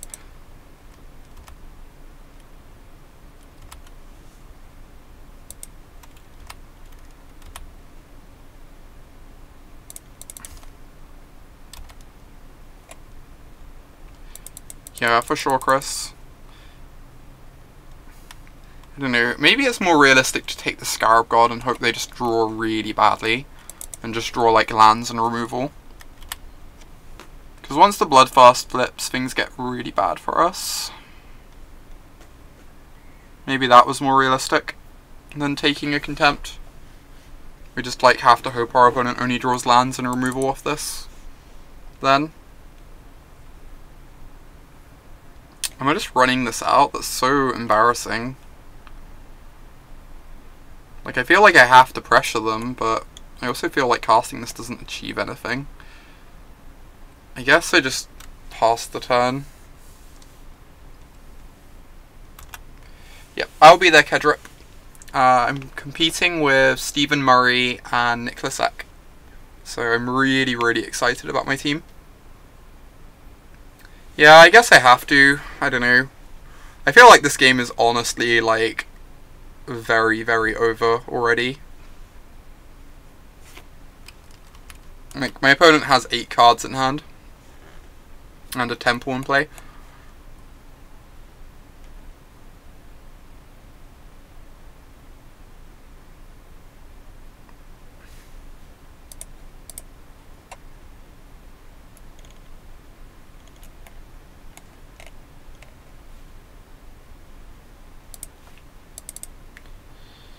Yeah, so they're now going to sack the champion. Yeah, I might agree with you, George. I think I'm willing to move on with my life. I think life equity talks against playing out this game. So, Bloodfast is amazing. We want Bloodfasts. We want Gonti. I guess we want Eldest Reborn. Fatal Pushes seem kind of garbo. You need like some amount of that stuff for Siphoner. But we definitely want to like trim on some of them, I think. Like trim 1 or 2. Keep in a couple cheap answers to Siphoner. These Aetherborns seem like trash to me as well.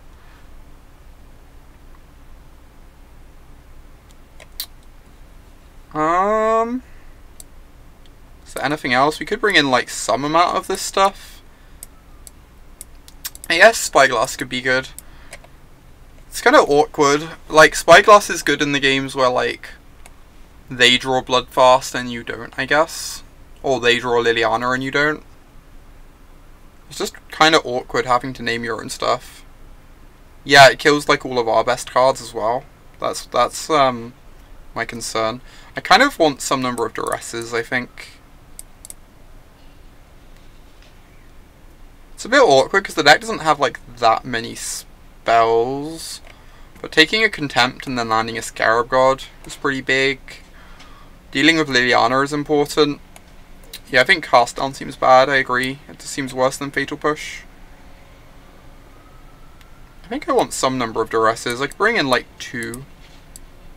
And then I could just discard them to Champion of Wits in top deck wars anyway. So it's not even like they're like dead in top deck wars.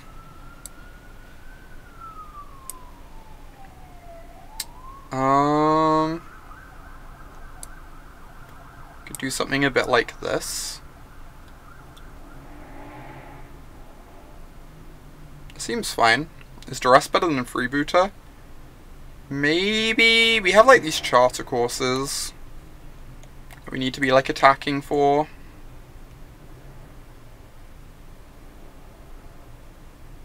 I think I still like the Freebooters.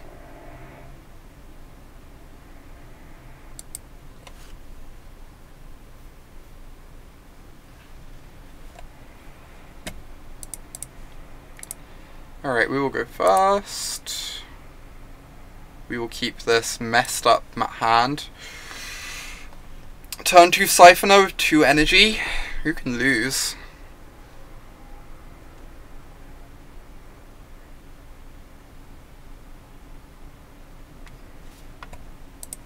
Just like, cross your fingers for me that they don't have Fatal Push in hand.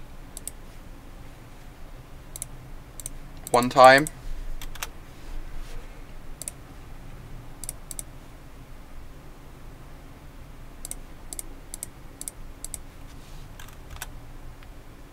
Do I have a cube? I might actually do a cube draft after this. So, once the Standard League is done, I don't really want to fire up another Standard League today after this, just because I have to write my article later today. So I don't want to be like streaming too late. So as a result, I guess I'm casting this Fatal Push, huh? This is a bit awkward. As a result, instead of playing Standard for my second league of today, I might just fire up a Cube Draft, since those don't take too long, compared to like grinding out the mid-range. Oh my god, this is so good for me. This is so good. Go, my puppy.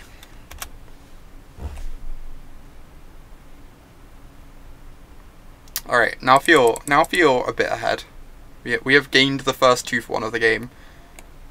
What is it like, opponent? What is it like to have 3 Siphoners?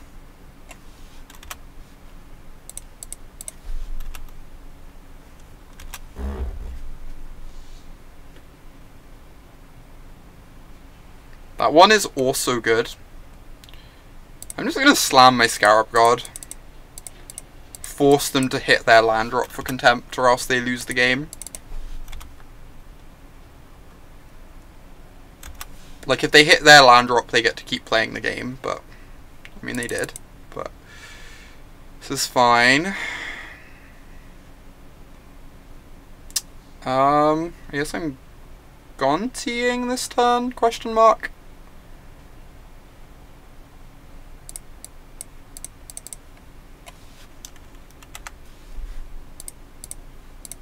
Just like kind of want to resolve this one. We get the same sort of size body in play no matter what. Ooh, Siphon is nice. Yeah, this seems great. Just like another threat. Just overload the board with threats.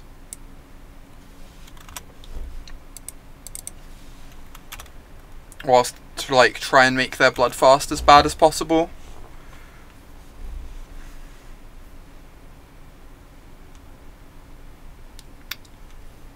Okay.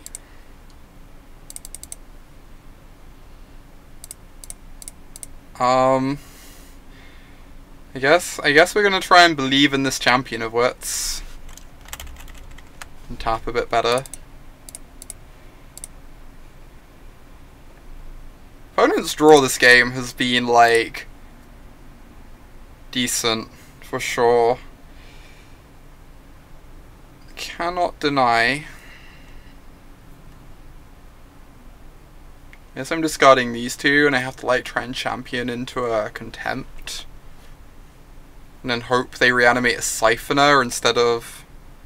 Like, if I take the commit instead of the Glint Sleeve, I'd have had an answer to this. So it's not like we couldn't have done something here, but I felt like I really wanted the Siphoner. The Siphoner seemed pretty strong to me. I think I'm just going to cast Champion here. And just like try and dig for a contempt.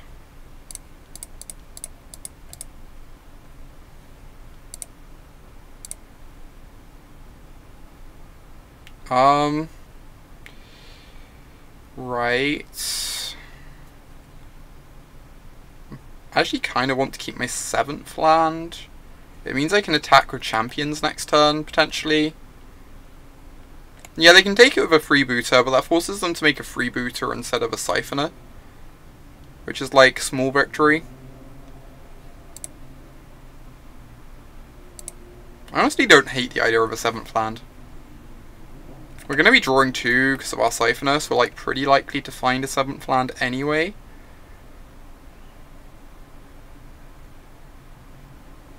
But I'm not convinced this freebooter is actually going to do much.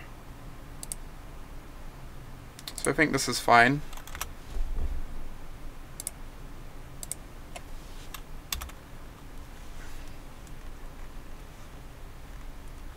Okay. Scarab God is online.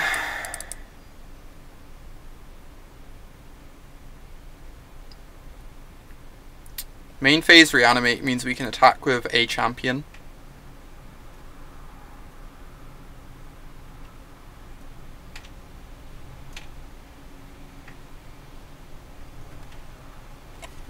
We're still drawing life to contempt. Like, they've got like a Siphoner out of this deal then, but that's kind of fine.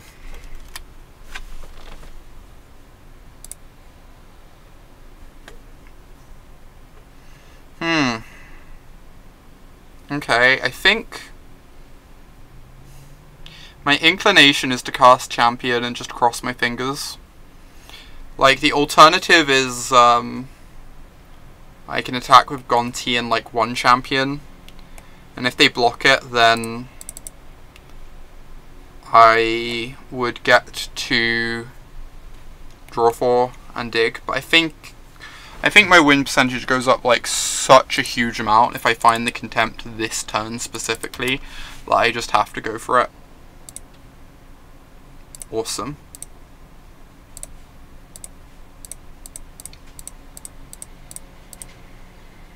This is really, really good for me.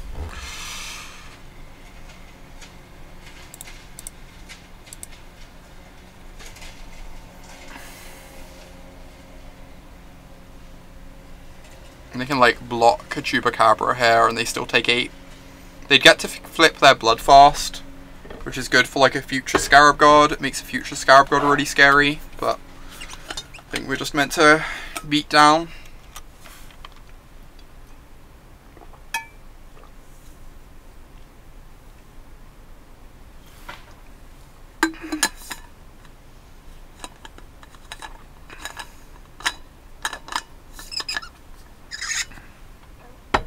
Obviously they're on a virtual 7, because they can sack the Siphoner.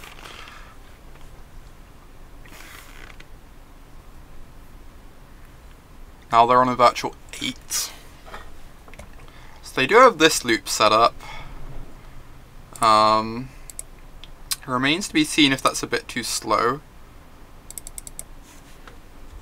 I think I'm just attacking with the team here.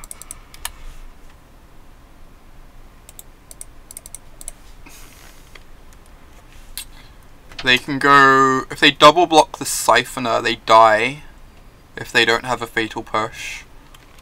Which means they have to block a Champion. They probably have to sack the Scarab God after blocking a Champion with it. Which is not great for them.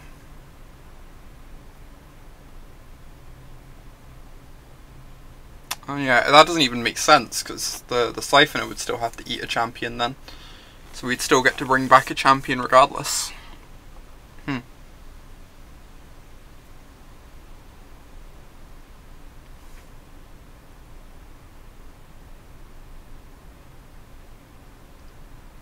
Cool. So now they're gonna sack Scarab God, I assume?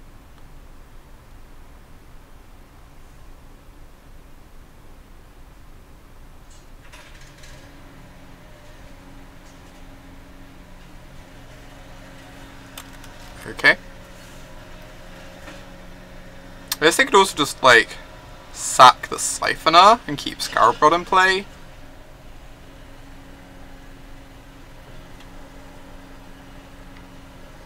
Which is not the worst for them. And they go to 1, but, like, 1 is decidedly not 0. Especially not with a Temple of Alcatraz or Aclazots or whatever it is sitting around. Okay, we get our Champion back. Have to draw some cards.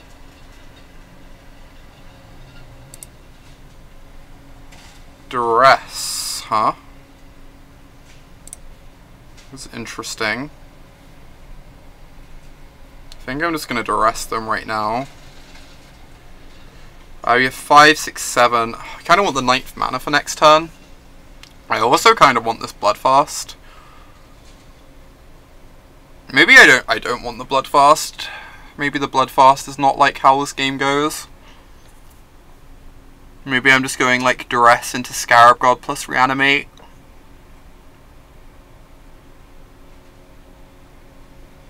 We have a Chupacabra in our yard. That's going to swing things when they reanimate that.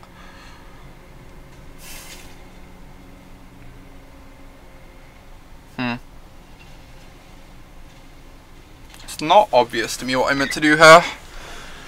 Yeah, I think Scarab is better than Fast here. I think Fast is a bit too slow against their Scarab God, is the problem. I think you're right. I think I just have to discard the Bloodfast and, like, lean on my Scarab God. I think I agree with you. Yep, I agree, John. We're not beating this temple with like our Bloodfast anyway, so it's better to like have this game plan.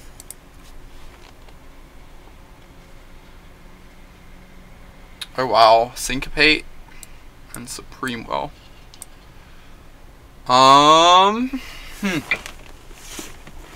Interesting. I think I'm taking the Syncopate.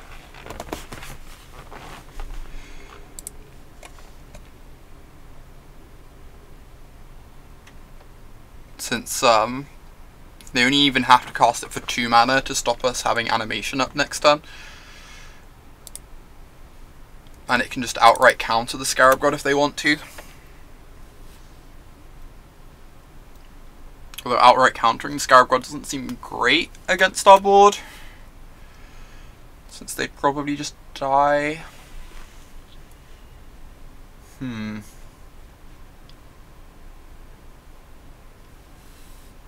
It doesn't matter too much which we take there. I think both of them are like pretty lackluster and not going to be super relevant to this game. We were mainly just casting Duress because we wanted to grab a Vraska's Contempt or Jace's Defeat if they had one. Or Essence Scatter even. Like those are like the free cards we really cared about. Okay, make a Chupacabra. Yes, they're kind of looking for a land here. They don't actually get to animate twice though, because then they leave themselves dead on board.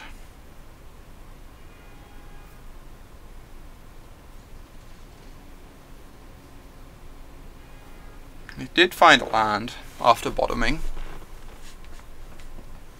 So they could go Champion, have Temple up, which seems decent.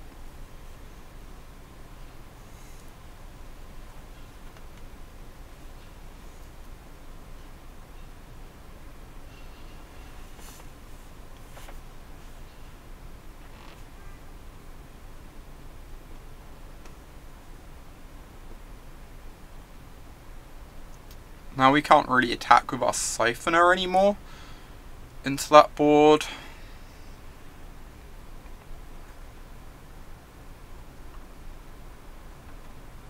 Discarded Supreme Will, so they have a mystery card in hand.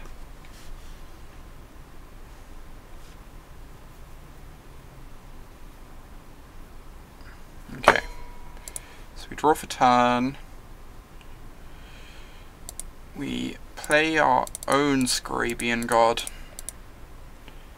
I think I'm just meant to main phase reanimate. Otherwise I'm going to get in like a reanimation fight on their turn, which doesn't seem exciting to me. I kind of just want to like get a freebooter to take a look at their hand, I think.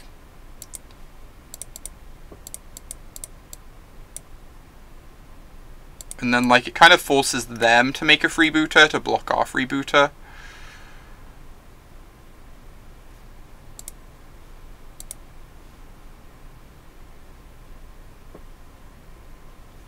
Cool, we can take this cast down.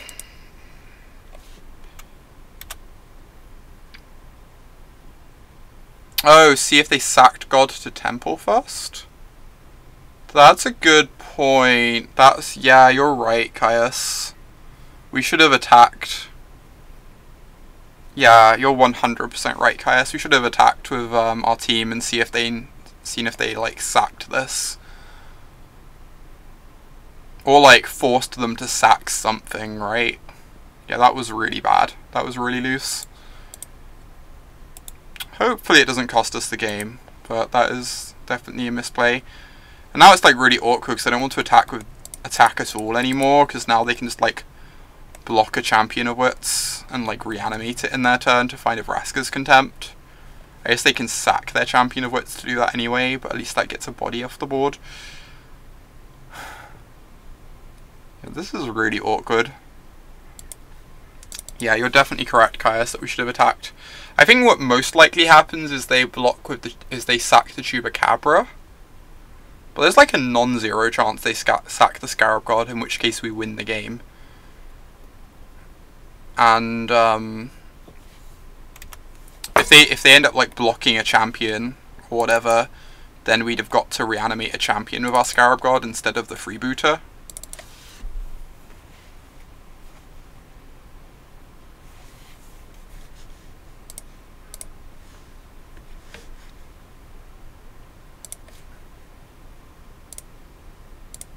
So yeah, that was not ideal.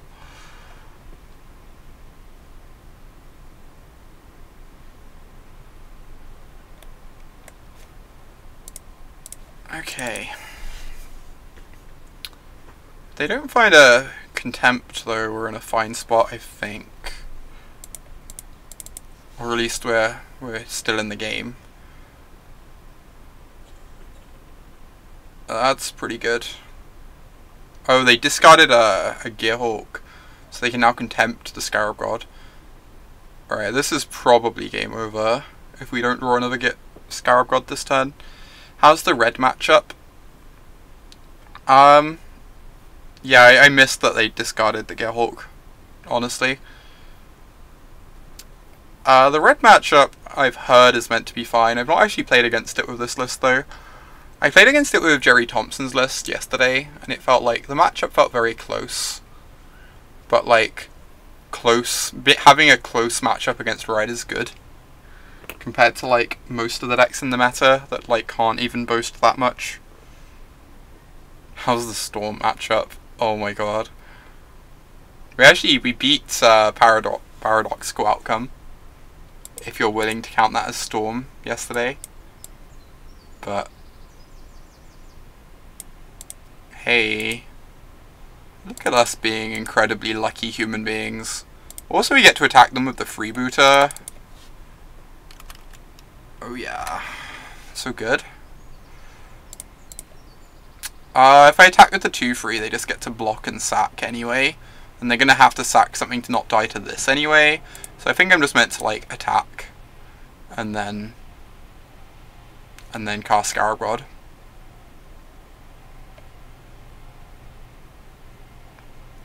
And my Scarab God gets to, like, immediately reanimate this freebooter, so that they can't block my freebooter.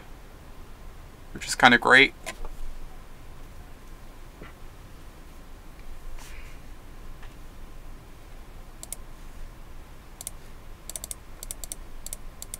So yeah, 100% just making a freebooter immediately. So that I have two, like, big flyers. They can't block my freebooter. With a freebooter now, because there are none left, we can take this removal spell.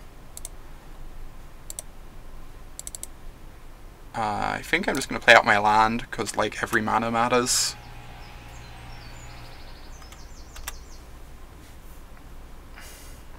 Now we're dealing 8 a turn in the air. And, like, going to start draining with Scarab God too.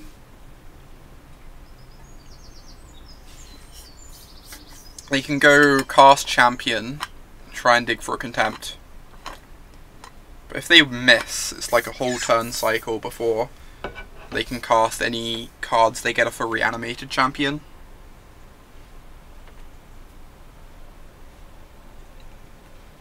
We have only seen one Contempt so far though, so currently they have a lot of Contempts in their deck.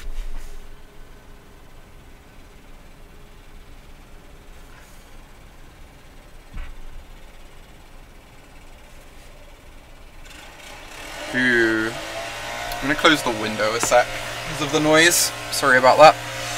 I assume you can hear the noise.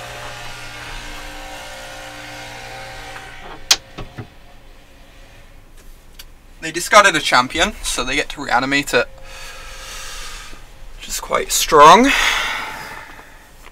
They still won't have a removal spell this turn though for Scarab God.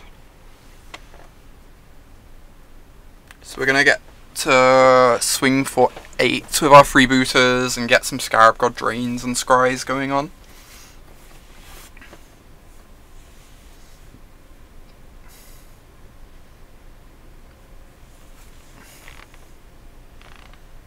Maybe try and find a Field of Ruin.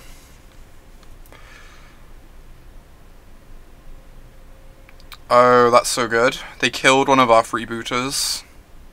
which means they've now got the cast down back that was locked underneath that freebooter. So next turn the other freebooter is going to die too.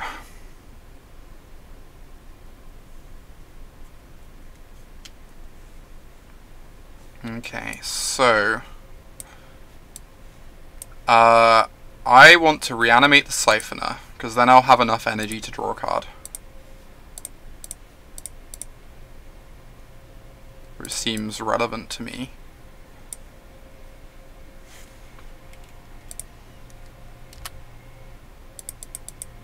So now I get to draw a card, and then I get to scry. So we're really looking for a Field of Ruin. Put both of those on the bottom. Okay, right. If they sack anything other than the Scarab God to the temple, we get to exile their Scarab God. I don't know how much stuff I'm attacking with, though.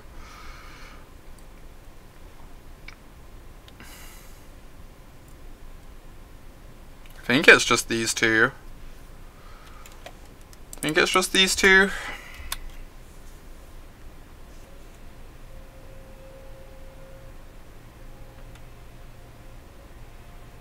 Yeah, we're in a pretty good position now, Johnson, for sure.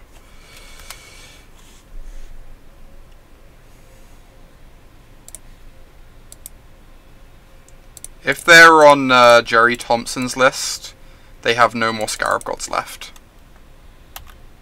Because Jerry Thompson only played the 2 Scarab Gods. Get the scry first. Potentially. My thinking was that, I don't know, I always find that sequencing tough. I think it's kind of close. So like, my thinking was like drawing a card gives you more info for the scries, but I guess like, we're scrying for like very specific cards. Like Contempts and Field of Ruins. I don't know, it's kind of interesting. I'm not really sure which way round's better.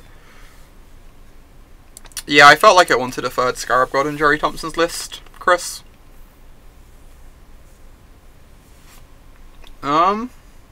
Right, do you want to change anything after that game? Don't know. The Duresses looked like okay. I feel like I almost want one more Fatal Push. I'm not sure over what. The freebooters were like kind of fine. The Chupacabras were kind of fine. They were like a bit of a liability against Scarab God, but they're also good with our Scarab Gods, so I can get like balances out. And we have more Scarab Gods than our opponent most likely. That makes sense, Kaylee. No, I'm still not sure which way round's better, but what you're saying makes some amount of sense.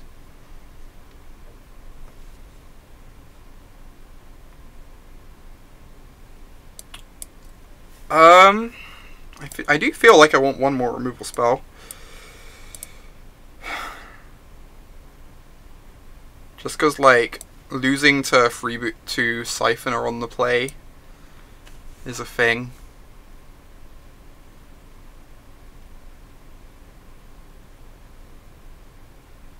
Maybe we just cut out a Chupacabra on the draw. Like, we mainly want to kill Siphoners with these anyway. So, like, bringing in a cheaper answer makes sense when we're on the draw. I'm going to be one moment. I'm just going to pop to the bathroom a sec before this 3rd game. We'll have enough time, I'm sure.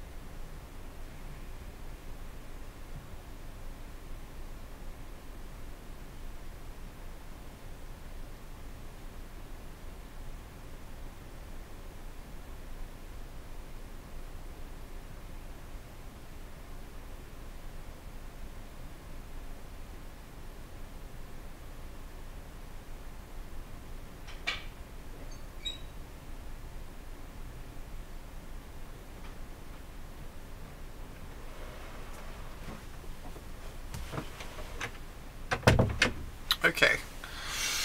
Sorry about that, opponent. We will keep this hand. It does not have an answer to a Siphoner, but I also think it's pretty unreasonable to mulligan this hand. So, yeah, we're actually up on time for the first time in stream history. Yeah, I miss having the Gearhawks and the commit as well. Like, as I say, I generally feel like I prefer Jerry Thompson's list. I just wanted to, like, give this list a try and not immediately discount it. And, like, some of the tools in this list have been nice. The freebooters did, like, have done, like, decent-ish work. I'm worried that the freebooters are maybe a bit too mopey in general.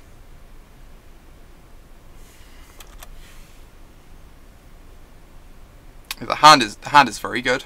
It's like really panned out. Drawing the third land and a fatal push is like giving it all it needs. Ooh, we exile our critter. Sadness. Huh. I'm gonna champion this turn, then I can double 2-drop next turn to like take away their removal spell. And, like try and find our 4th land.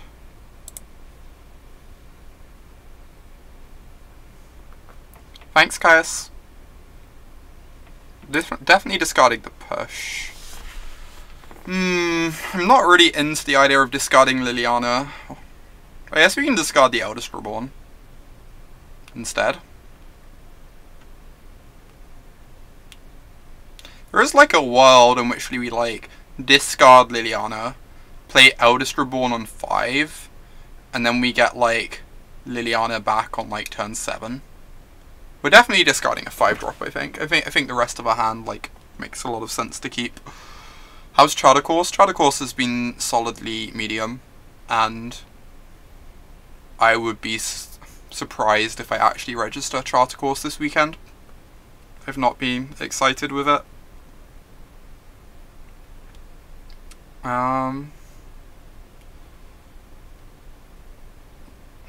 I'm not sure which 5-drop we're meant to get rid of, honestly. They're both like...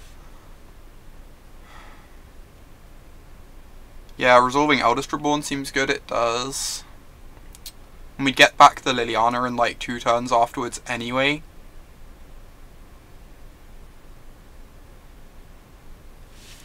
Okay, I think I'm down for discarding Liliana. It just feels weird to discard like your Planeswalker, but we can reanimate her in a little while. And we definitely want to keep like these 4 cards, because the Contempt is really important for dealing with Scarab God, and then like these 2 pair really well together, I think.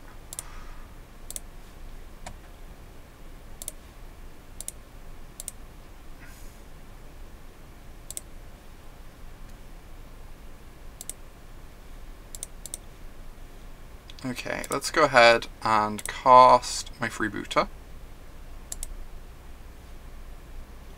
I've yet to play against Constructor. I honestly couldn't comment on what the matchup must be like. Okay, that is fine with me. I can slam my Siphoner.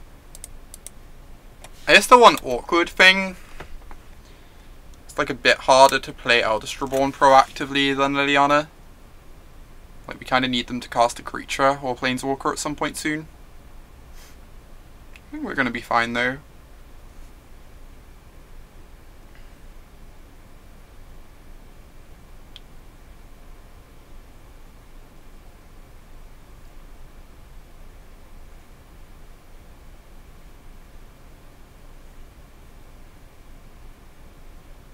Okay.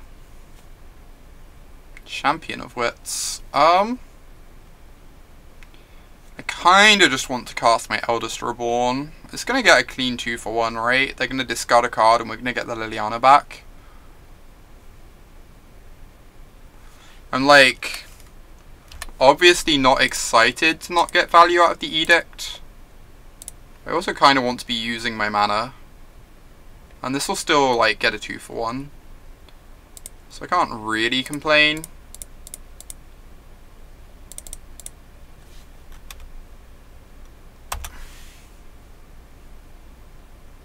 Confiscation Coup is good against Constrictor. It's good against, like, Scarab God decks, just being able to take their Scarab God sometimes. It's good against green decks in general. I think the big thing, though, it's, like, more answers for Hazoret. I think having, like, whenever I played, like, Esper Control, I kind of moved towards wanting, like, an Hour of Glory in my sideboard. Just as, like, a 5th answer to cards like Hazoret. And Confiscation Coup serves, like, a similar role in blue-black midrange, I think. I think Coup is, like, underplayed at the moment. I think Coup is quite good.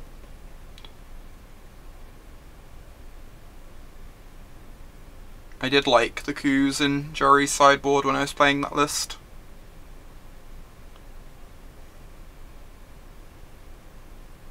Siphoner. Gross. There's a Scarab God, though, for us to reanimate if we want. I think I meant to attack here,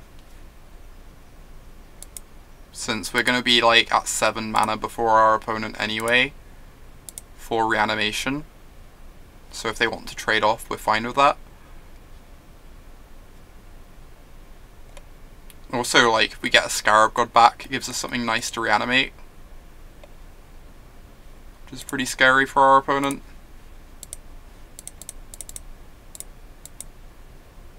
I'm actually just going to play out this land, since then if we draw a 7th land, we can potentially bring back Champ. Yeah, it could well mean that for sure, which they do. I guess maybe I should have considered that with that Contempt. I feel like we still have to get rid of the Siphoner, but this is really, really bad for us. I wonder why they didn't take the trade. I feel like they kind of want a champion in their bin.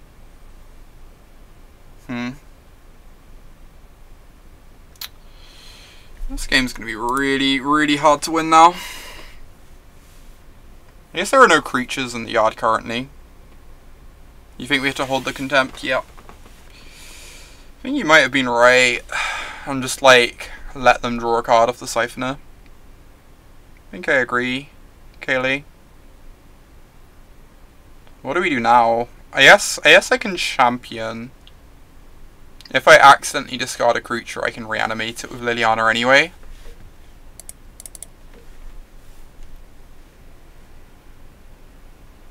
It's like kind of scary plussing Liliana because of this Scarab God in play. Oh my god, this is the dream. This is so dreamy. Okay, okay. Confirmed disgusting. Confirmed all kinds of wrong.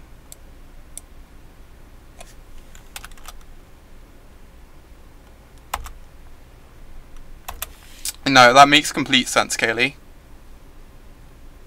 You're definitely, like, correct that we should have held the Contempt for exactly that reason.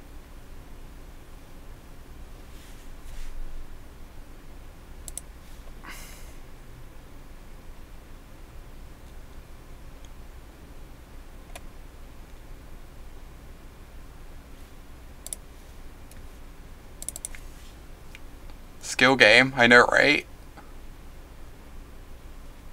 Apparently I am a lucky human being sometimes. We were up on time at one point. I missed those halcyon days.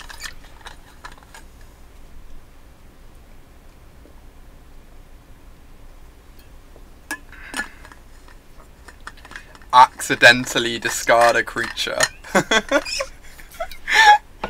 Oh, that's great. Thank you for that, host. Alright, so let's draw a card. Let's scry one. Huh. Bloodfast, you say? Okay. I could just Doomfall them. I kind of want to Doomfall them. I guess I can go draw Bloodfast, draw a card, Doomfall your hand. It's kind of awkward though, because if I plus Lily and hit a creature, I want to reanimate it.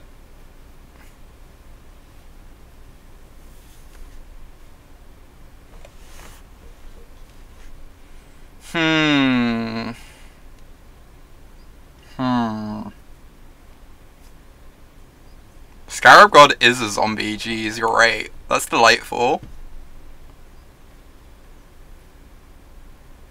I don't actually know what the right line here is. Bottom both. Try and find a contempt, do you think? I could see that, and we can like reanimate creatures with Lily. I'm kind of concerned about them like hitting a contempt off their Glimmer. I think I'm going to keep the Doomfall and bottom the Bloodfast. I think that's reasonable. And this still leaves me enough mana to reanimate anything I hit off of Lily, to stop them like reanimating a creature. And we can still like take this so they can't flash back the contempt, which is really good. We get to attack. If I attack with... Problem is, if I attack with my champions, that puts 2 champions in the yard, which I'm not really into, so I guess I just pass the turn here.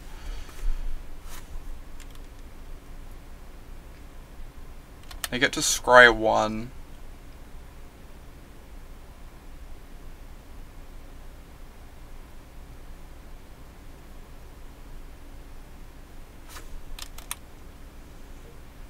They milled a Bloodfast, but no creatures. So it means they have mana up to reanimate creatures on our turn.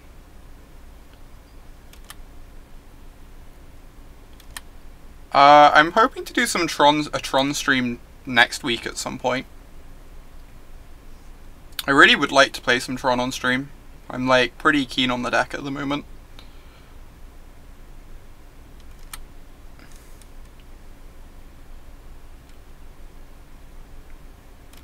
Okay, so I think this time I'm going to scry before drawing, because like there are only like so many cards we're actually looking for. Yeah, we should be fine on time, I think. I'm just going to bottom all of these. I guess a backup Scarab God's kind of nice, huh? It's like, I actually don't hate having a backup for if they contempt ours. It means if they draw a contempt, we get to keep playing Magic, which sounds nice.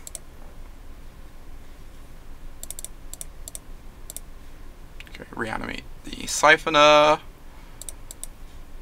Are we reanimating the Scarab God? It gives them a oh, they already have a zombie version of the Scarab God. We can still just like get it out of our yard, I guess.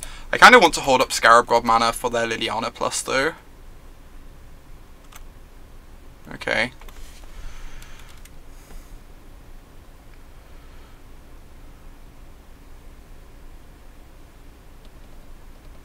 Liliana plus Scarab God gets like really silly really quickly.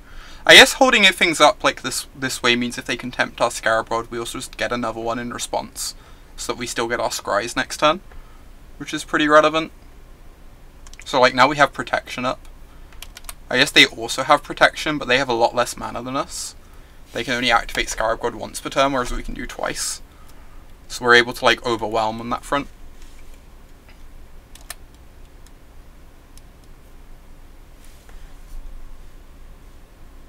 There can't be 2 on the one side of the board. That is correct. Alright, I have a minute and a half. I'm gonna have to focus on this a sec.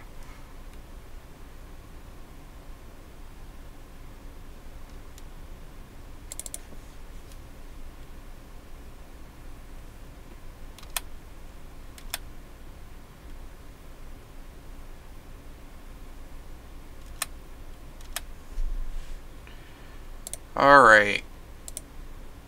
Draw a card. Fatal Push, huh? Scry.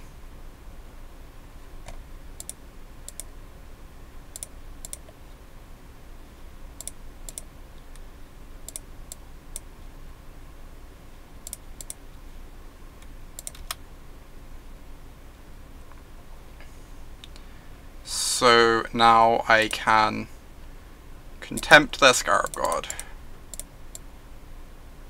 They can try and reanimate my Scarab God. I can reanimate it in response. And I can Fatal Push their Siphoner.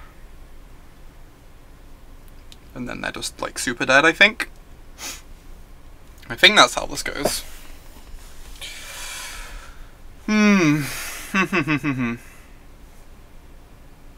Commit. Oh, and now if I plus Lily. Right. If I plus Lily, it goes to the yard. I think I still want to plus Lily to make a zombie anyway, but it's kind of sad. Kill the Siphoner. Now I have to leave up reanimation. They have to deal with my Scarab God or else they die. So, like, that's good.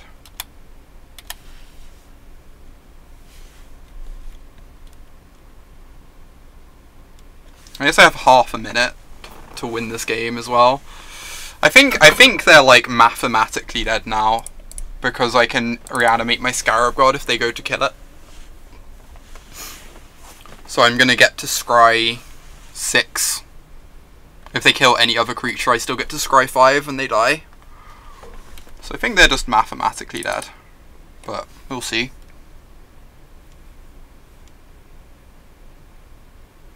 I do have to do it in half a minute, so that's the thing.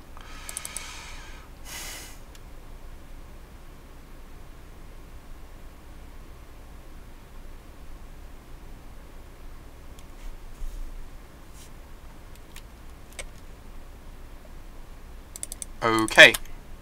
Deal. Oh, they gain life. I'm dumb. This is still... I still do 6 at the moment, I don't do 7. But then they're dead on board to me attacking, right?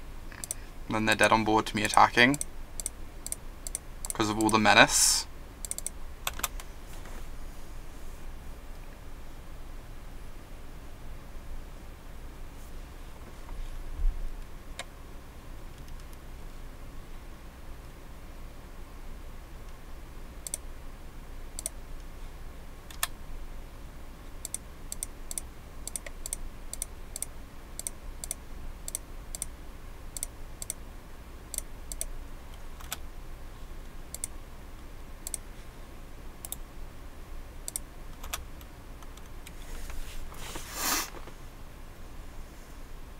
Oh, we had a freebooter as well. You're right, Kaylee.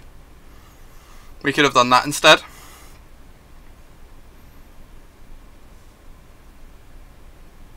Reanimate freebooter also works.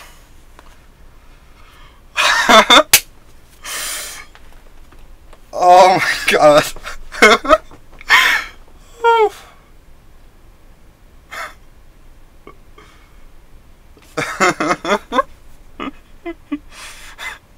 You're right, Master of Dementia. You're right. Could have lost that. I'll take it. I'll take the victory. Jeez. I need to lie down. Can I, like, go to bed now? That was absurd. Alright, match 4. I wasted a whole second, Chantal. There was a whole second too much left on the clock. Did not use my time optimally.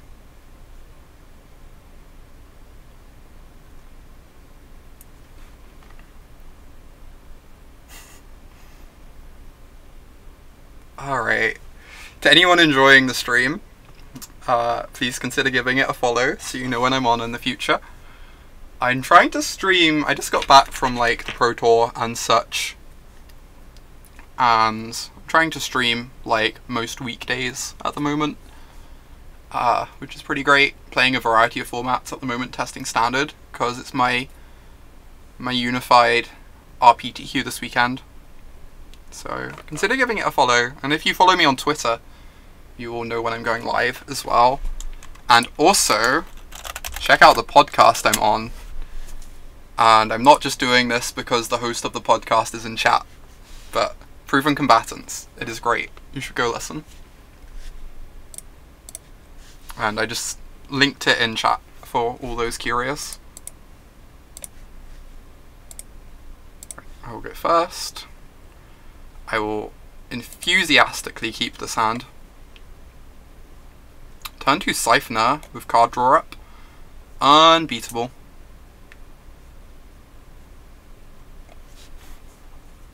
That is you, Chantal. You great.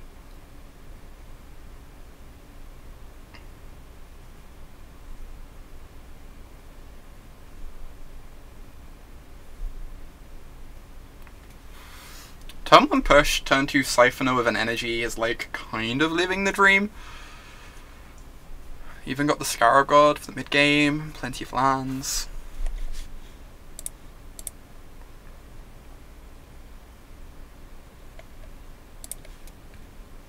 Huh? Thank you.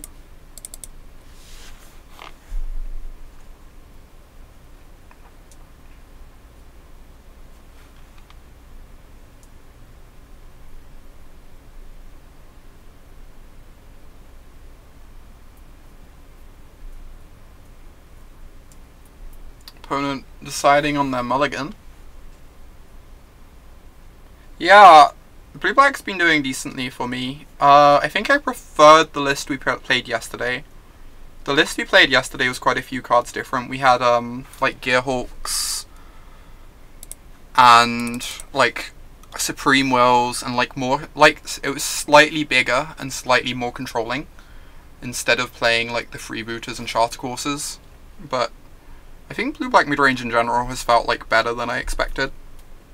I've been enjoying it.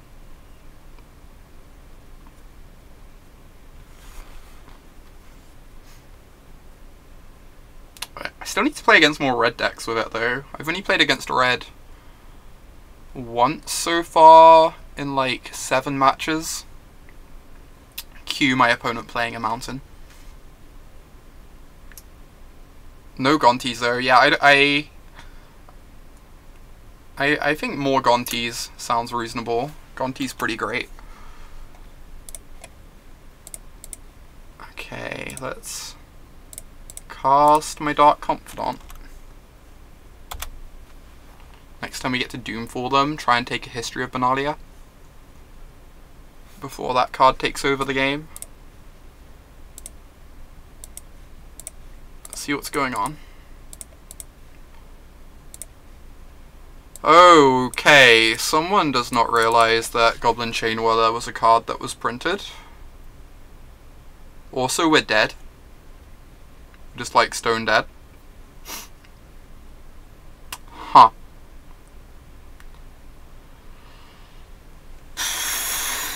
I wish I had mountains in my deck. Where are my mountains? Also, I don't feel like I can beat any of these cards. I guess I meant to take a stockpile, but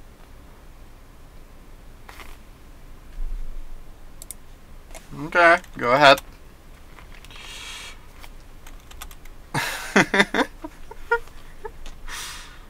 Magic is wild, yo.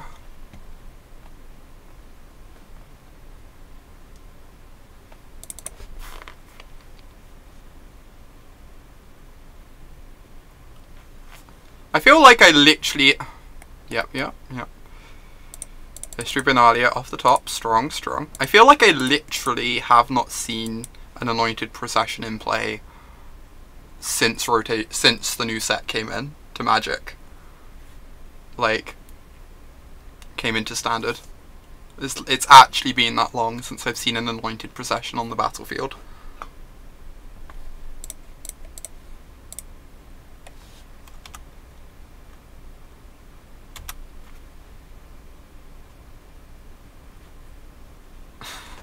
That sounds very strong, Freed. We should try and do that.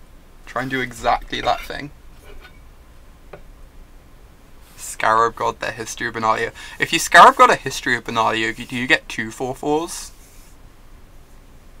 Or do you get like a 4/4 and 2 2/2s? Oh, I should have Fatal Pushed this, huh? I F6'd, ignore me. I'm kind of just off this game slightly, but obviously bad. probably not going to matter.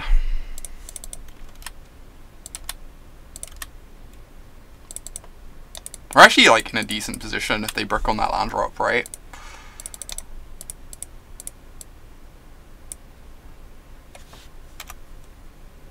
Like reanimate a siphoner. Have 2 siphoners going. Very like decent board.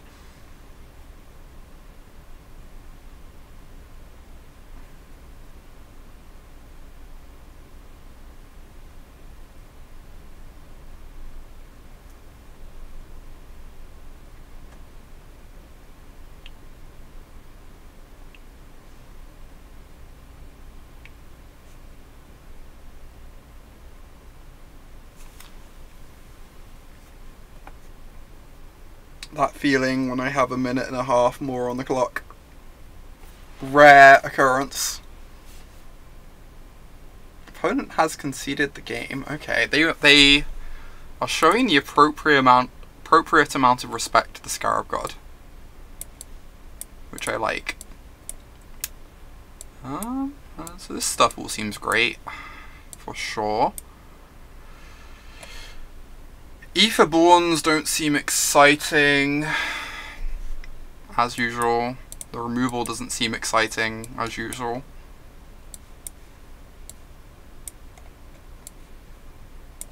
You take up 2 more cards. I think the Chupacabras aren't the worst. They kinda grind through histories okay. I feel like Eldest Reborn's a bit unexciting. Could like trim on some of these 4s, like the obvious things to trim.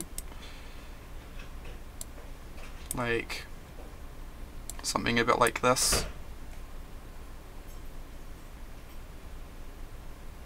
I think having a couple answers for Vraska seems nice. I kind of prefer to take Vraska before she hits the board though. So I could just bring in like another Chupacabra. I think this is fine. Let's try this.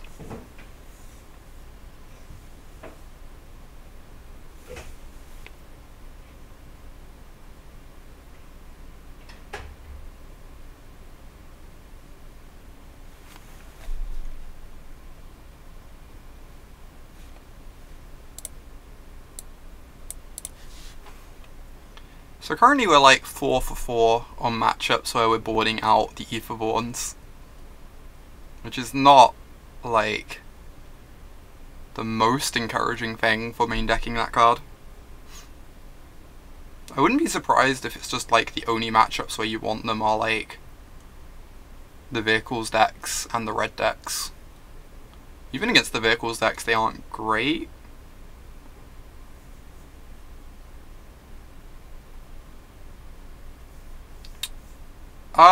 Supposedly.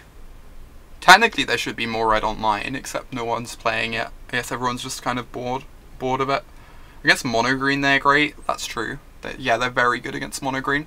They don't block Steel Leaf Champion, but against a lot of the other big threats they block pretty well. I actually think this might be a mulligan. Got like no interaction. No good threats. Like, we have lands and spells, but the first thing we're doing is just like casting a champion. I think I'm kind of off this hand. Alright, this needs a reliable coloured source, but how's the sewer emoji deck going? I'm enjoying it, Phil. It's been pretty good so far. I think I prefer Jerry Thompson's list, but this list has been enjoyable. Yeah, same shop. Especially in a matchup like this. Like, it's really important to, like, disrupt them. Disrupt some of their synergy before turn 3.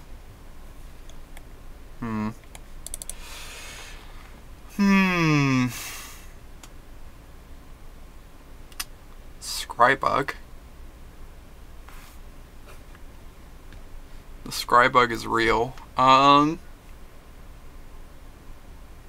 I gonna duress them here? Like, I don't really want to use up my energy.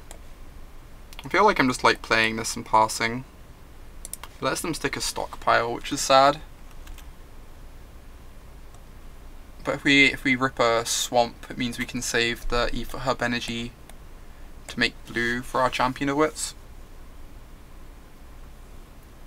If we rip a dual land, then we can just go ahead and cast the Duress next turn, and it probably won't have been that different from casting it this turn.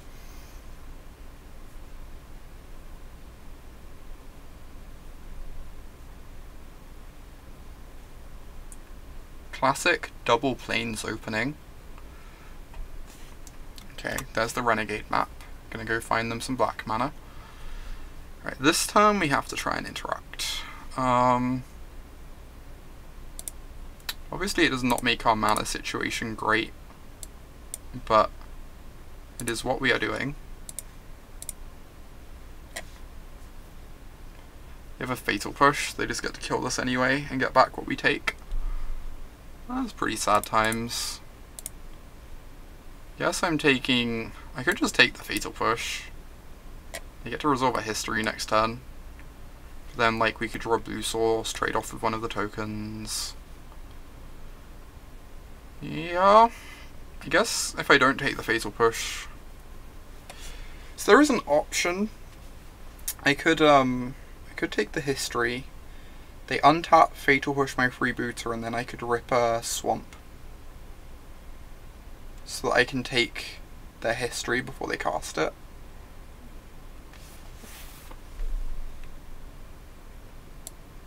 But yeah, if I take the history I force their turn, but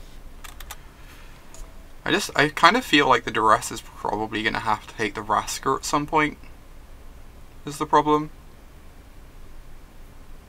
I guess I have other discard, I have like the Doomfall as discard, so maybe that's incorrect. And like history this turn is definitely quite threatening, if I don't hit like a coloured mana for champion next turn anyway. It's kind of interesting, I'm not really sure what is correct there. Of course if we brick on land it doesn't really matter.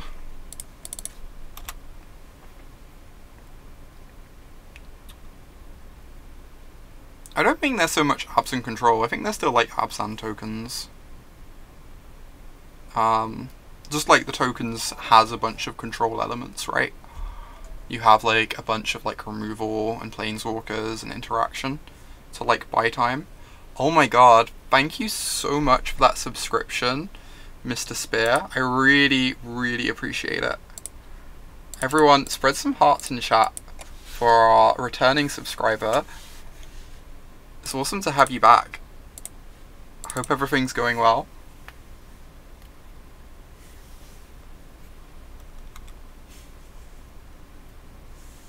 Thank you so much. I really appreciate it.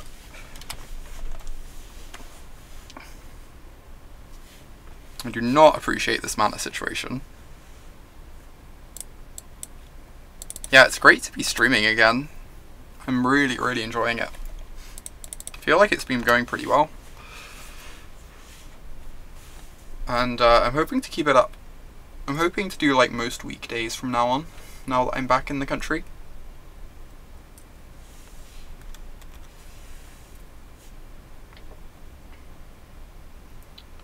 Okay, so next time we have to take the Vraska before they can land that.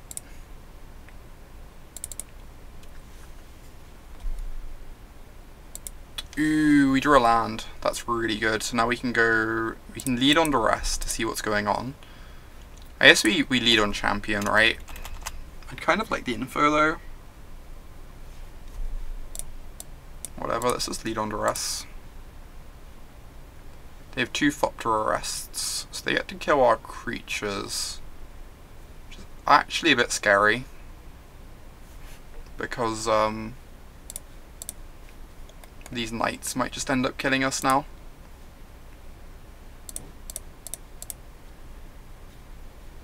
We kind of need to like cast a Contempt on a knight next turn. In fact, yeah, I might just discard like Champion Island. And then I can like Contempt the knights over the next couple turns. I could discard Champion Doomfall, since like their hand's now empty. And I kind of want the lands to like bring back my champions later. That makes more sense to me. Now I can start contempting the knights before they kill us. We really need our opponent to brick like a lot from here. With the procession in play, there are a lot of cards in their deck that just kill us, but yeah, exactly, Shop. Getting one in the yard makes sense for that reason. Yeah, I agree. Making sure they don't both get arrested.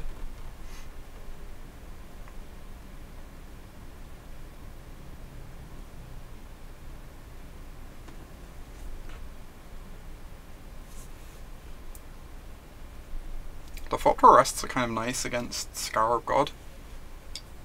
Something to note. We also can't like remove an arrest from play very easily. Or at all with this list. We don't even have a commit memory.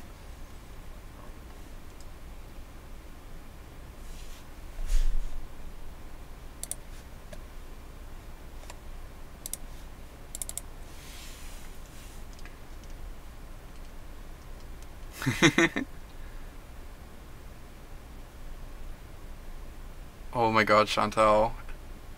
It will never die. At some point I have to like give in and accept that it will never die.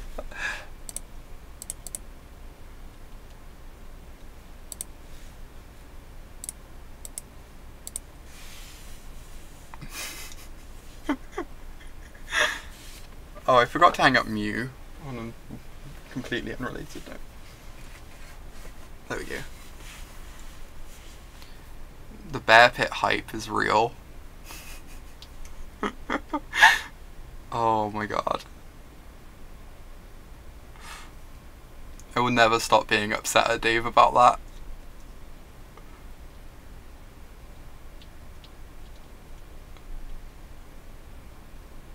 Like, the next time I see him in person, I'm gonna give him the most displeased look.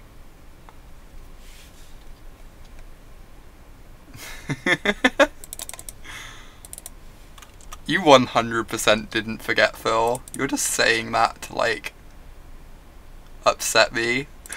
I don't believe for a second that you forgot.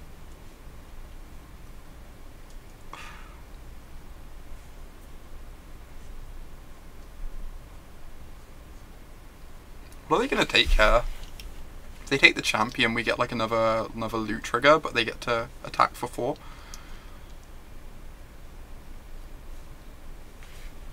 The loot trigger's like kinda nice. Ooh. That's good at answering knight tokens. We're gonna contempt this turn though, I think. Since the angel was a lot of damage.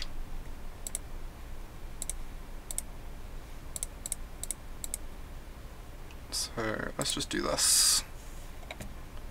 Draw 2. Huh. The lands are pretty nice with this champion of wits in the yard. All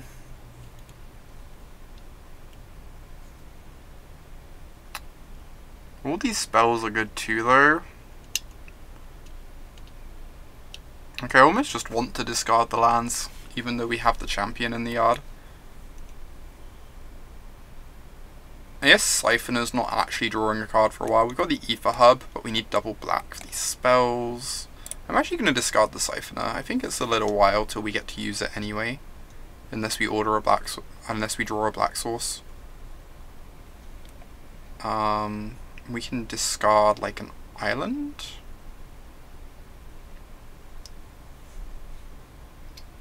I guess the other option is we discard the Contempt, since Chupacabra deals with 1 knight anyway. And then like, once we've dealt with one of them, they aren't pressuring us too much next turn. Yeah, I agree, Kaylee. I definitely agree with you that we want 6 mana next turn. I think we're discarding Contempt Island on that basis.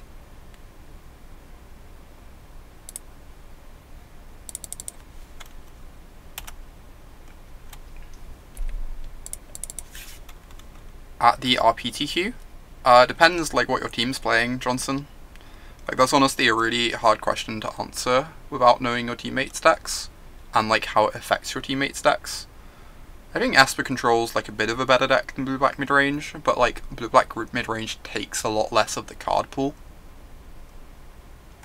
which is appealing, considering you have to make 2 other decks out of the card pool.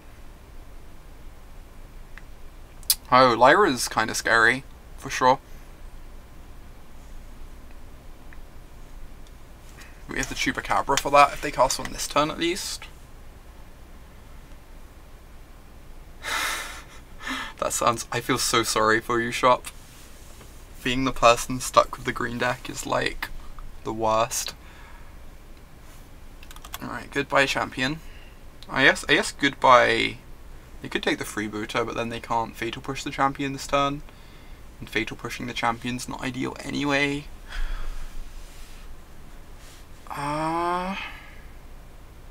Swamp's great.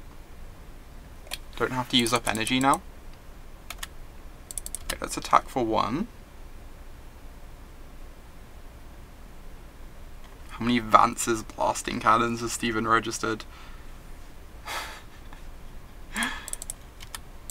I could not in good faith answer that question.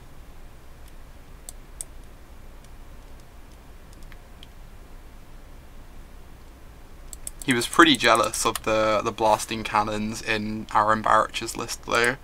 I can say that much. As he should be.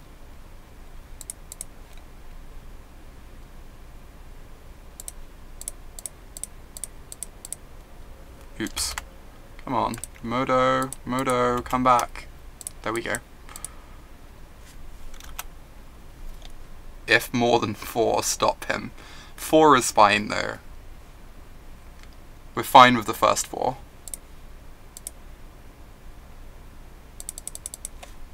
Okay, so they get to push the Siphoner, exile this, and put us to 2.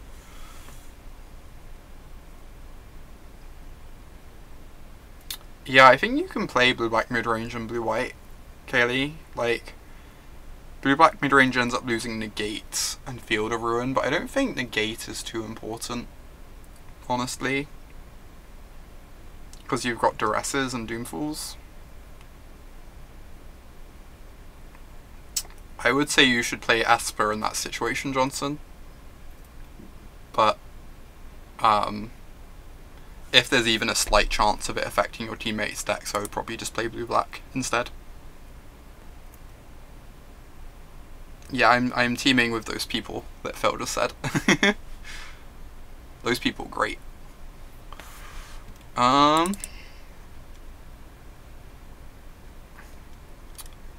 Yes.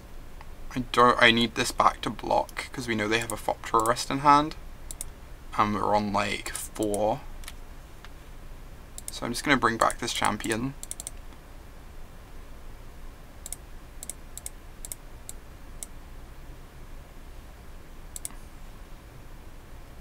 And discard these.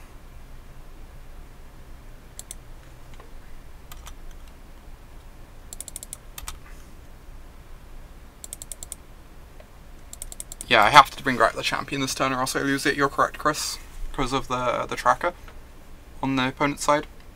Capped RPTQs are awkward, but like there's no other way to do it, right? I don't know.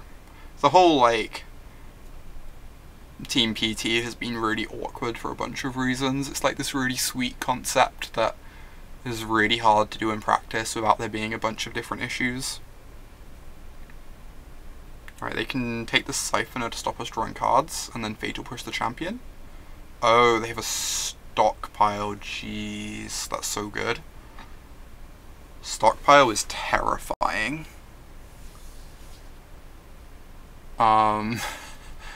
It's actually kind of a problem. Alright, I'm going to attack with both of these and then Charter Course.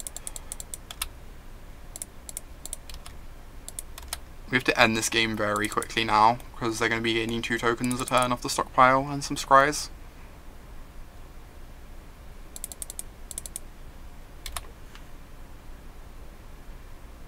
I can do both, Chantal. I can do it so that I use my Silver Invite if I don't qualify via the RPTQ. Because like qualifying via the RPTQ would mean I get to like play with my friends, and it would mean that I'd get flights paid for, which is like pretty huge for me. So I would still like to qualify via the RPTQ, but if it doesn't happen, I can just use my silver.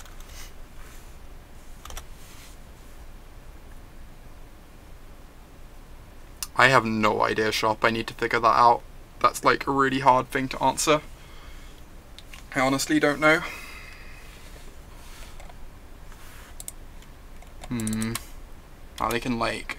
They have to keep a token in play for the stockpile though, so they can't actually kill my Chupacabra this turn. Which means they're going to take 2 damage. The English captaincy race. I don't know what Francesco's actually on. I have a feeling he's on like mid to high 20s points, so I'd need to have like a really good PT result to overtake him realistically, and have him have like a mediocre one. Yeah, I do, Alessia. That is how it works. Though I'm under the impression there are like some decent players still without a team, so I can't ruin. Ruin can only target non-basics, so... Holy cow. That's really good. Jeez. Also, if we ruin, it gives them like Revolt for free, which isn't great, I guess, but...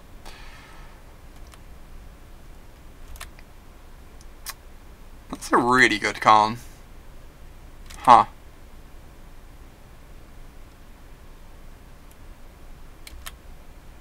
Now the constructs are 4/4s.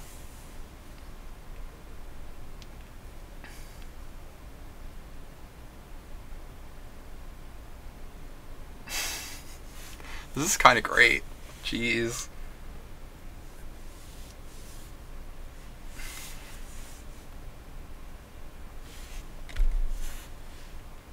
$29. Okay, I'm 9 points behind Francesco then. Thanks for looking that up. In which case I would just need like a good PT result to overtake him. Which is like realistic. It's like not impossible by any means.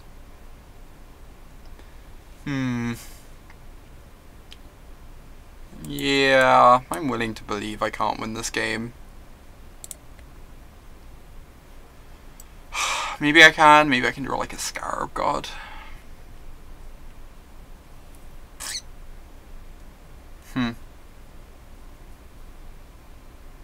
Can like attack with my champion, they just block with a 1/1 though. I have to like block with all my free creatures.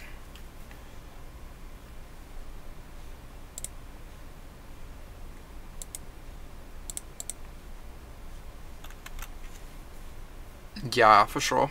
It's really hard to come back from here.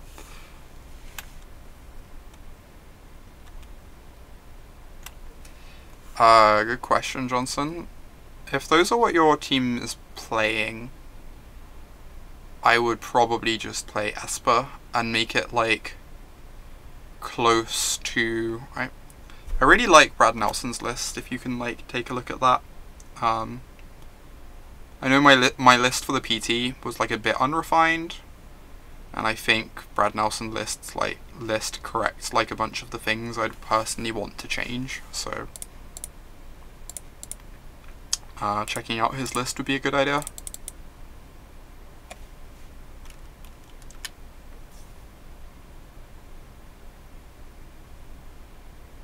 I think it was quite good. He actually came up at the NV to like talk to me about Esper lists, so it's actually had like a bit of influence from me as well.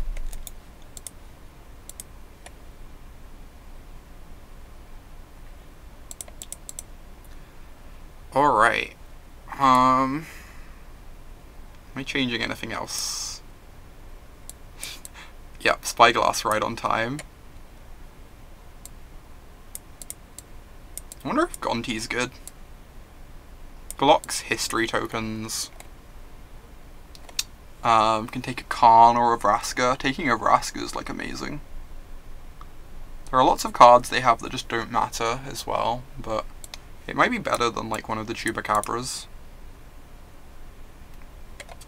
I don't know, I was wondering about that. I don't think I want the Aetherborns. They're certainly like fine though, they're kinda nice with the Bloodfasts. I feel like I prefer Chupacabras for like dealing with history tokens.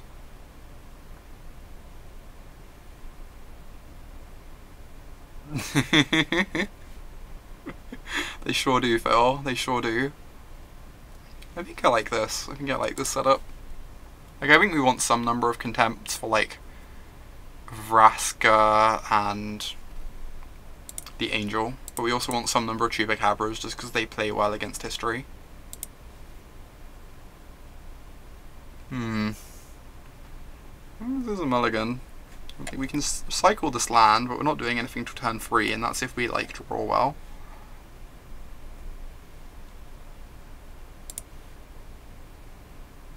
This is decent. Spyglass into Champ.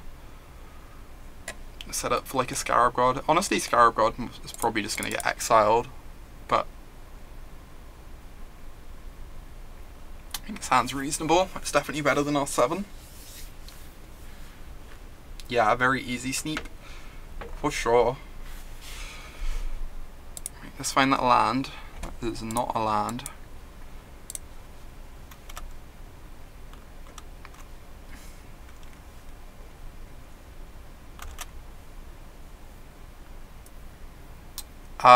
So with this list, we're currently 2-1. Oh my god, please don't have a second land. Please don't have a second land. How greedy am I? How greedy am I? Oh, I forgot. This isn't like, I'm really stupid. I've been used to, like, cancelling out the revealed area whenever I cast Freebooter.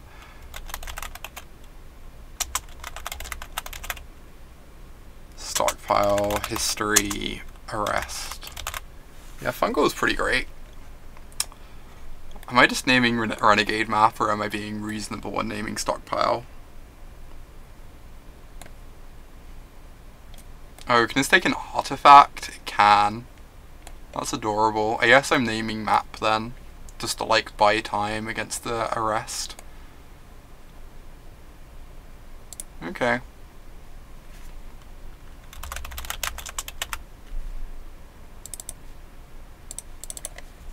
Stone Rain you, go.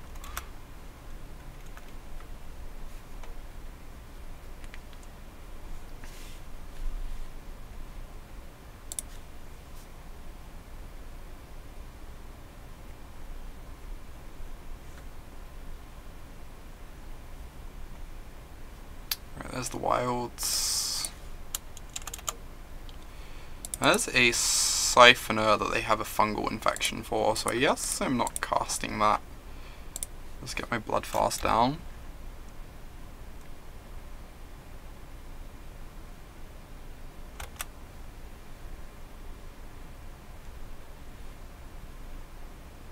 History. History is terrifying. It makes this Bloodfast a bit less impressive, huh? I could name E-Wilds. I could have. Then I guess then they get to use the map, so it works out like kind of the same.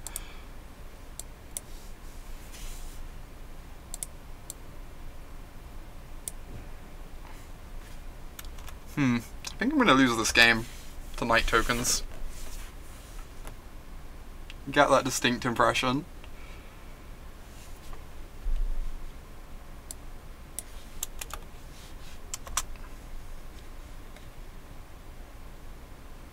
Yeah, they're even going to be making tokens off this. Next turn they play a Procession.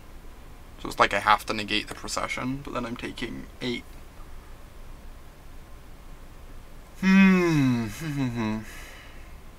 The first creature I play is going to get killed with an infection. I think I have to draw a card and hope to hit a land so that I can negate. I think I have to hit my land drops, but I also have to negate the Procession. I think this is like, I'm so far behind at the moment, this is the only option I have. Okay, game's just over now. I get to Procession, make 2 servos. So, on a negative note, this matchup feels unwinnable. On a positive note, no one is playing this at the RPTQ, so it does not matter.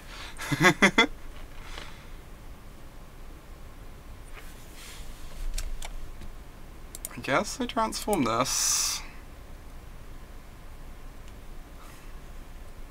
this is over. Okay, onto the fourth match. Let's try and get that 3-2 with this list. I would like a 3-2 so much.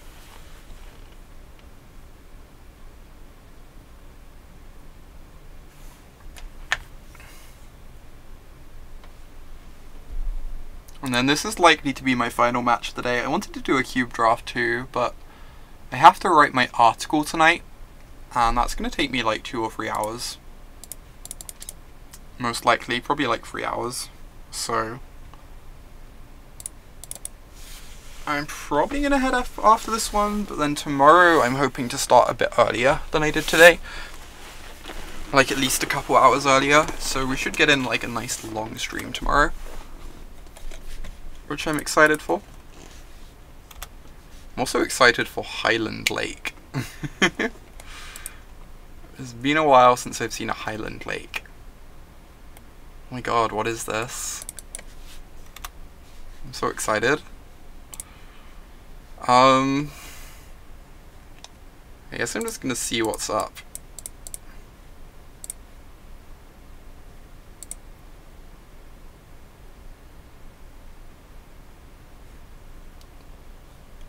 Oh boy. What is this?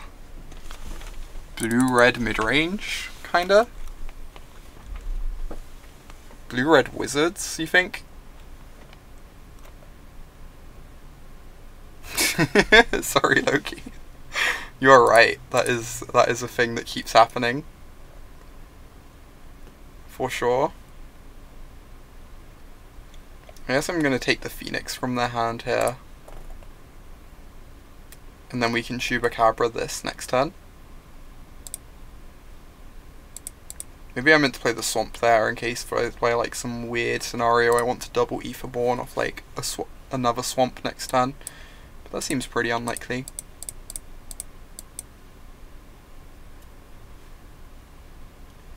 No. Second Phoenix seems decent. I guess these Aetherborns race Phoenixes pretty well though.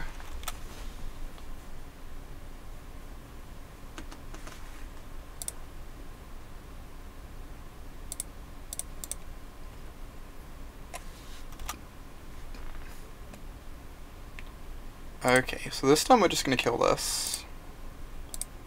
The next time we can like deploy some Pufreys. I definitely want to get this 3-3 out of the way and stop it from hitting me.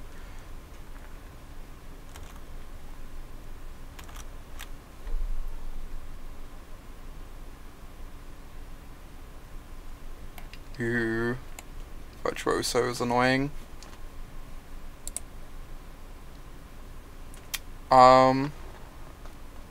This turn I'm just gonna cast both of these. I could dig for a Vraska's Contempt, I guess. And just cast a 1 Aetherborn. Yeah, a Contempt top deck would probably be game ending for sure. I'm wondering if I do just want to like draw 2 and just try and find the Contempt for next turn. Like I still gain 2 life that next turn that way. Has been quite a while since I've seen a Virtuoso.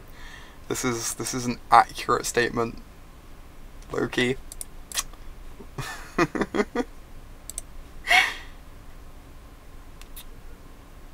Huh. Interesting.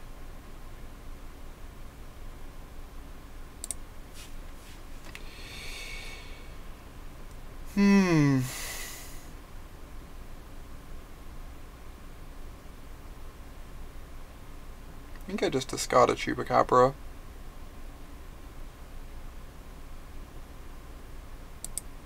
And I can cast this Aetherborn. Yeah, Stealing Chain Whirler definitely seems strong versus Thopters. I'm going to hold back my 1-2. I kind of want to be able to block their Thopter. Since I feel like I have a bit like better long game setup at the moment. Being able to block their Thopter seems important.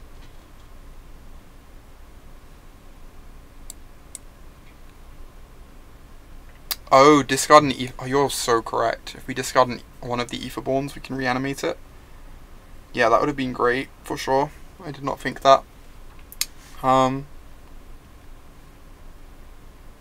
think we're still in a fine position, though.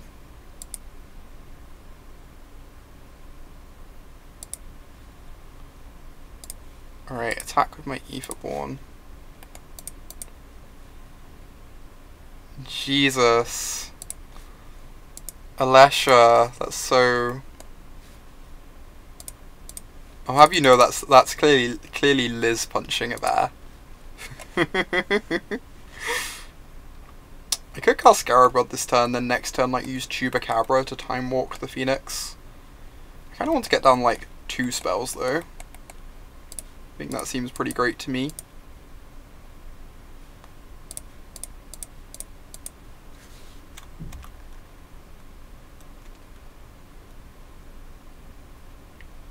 Like the Etherborns now race the Phoenix pretty well.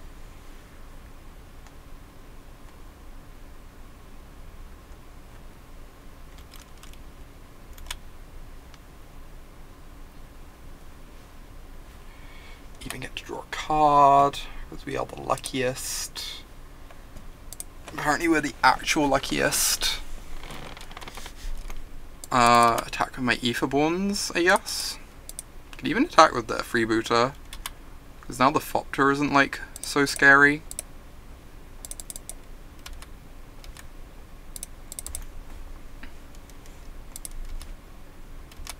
I can double block a Etherborn, but then they lose both of these.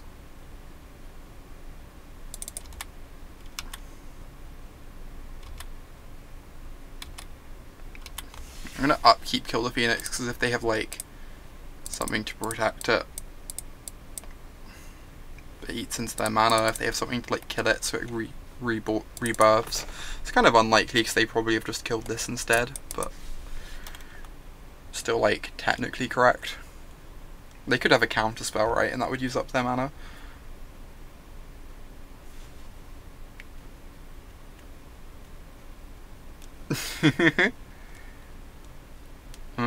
Glorybringer. Grim. They can exert on this. We're still quite far ahead though. Get to hit them for 7 this turn. Oh, they're getting back the Q instead, so they can take our Etherborn. Means we get to cast our god, but then they can steal the god. Shit. Glory has been brought. Glory has definitely been brought. So if I cast the god, they get to steal it. But then they're dead on board if they don't have anything else. So I think I'm still meant to cast the god. I guess they're dead on board anyway then, right? Because my creatures will be tapped and they'll be taking 6 and going to... They'll be on 6 and taking 6 from my other 3.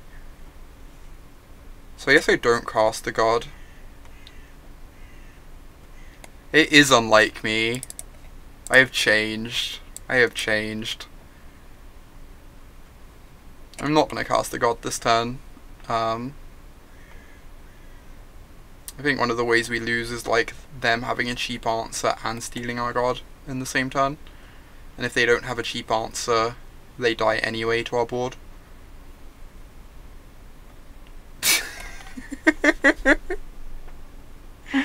It sure does, Nucleo. It sure does. Ooh. Siphoner's decent. So, casting Siphoner means they can steal the Siphoner and block with it. But they still need a cheap answer to not die. And this way we have enough energy to draw a card off the other Siphoner. So I think I still want to cast it. It means we kill them for a Virtuoso or something like that, which is relevant. I guess Chain Whirler like destroys us, but Chain Whirler destroys us anyway.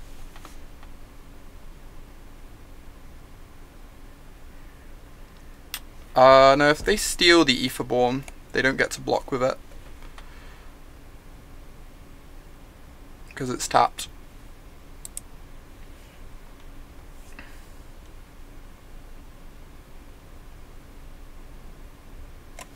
So probably dead. Hopefully dead. Maybe, possibly. That should seal the deal. Okay, opponent's done. Alright, game 2 against blue-red.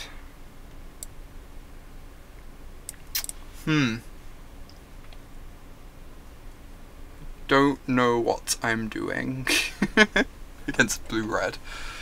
I assume I need to cut some amount of stuff that, like, dies the Chain Whirler, right? Like, cut the Siphoners. The Siphoners were pretty good that game, but I probably just have to cut them.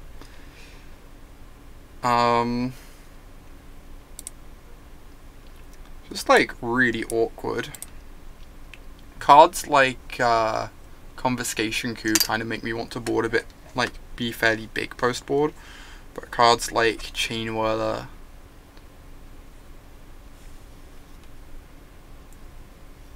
You'd use Bloodfast to protect the Scarab God from Coup, that's legit. Bloodfast could be decent in general. It is very good against Coup. And like, I'm assuming Coup is a big part of their game plan. I could see that being the case. Obviously they're quite aggressive, but I think it still sounds appealing to me.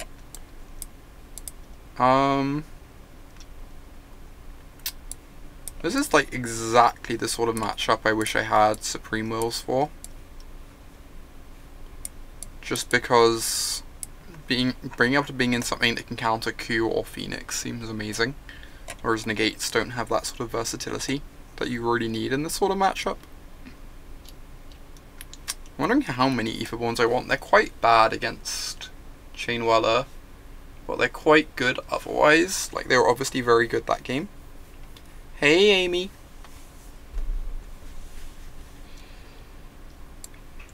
No, I think the final card is like one of these two. Oh, they have dragons as well. They have dragons. I definitely want a second cast down because of the dragons. Okay, let's run this.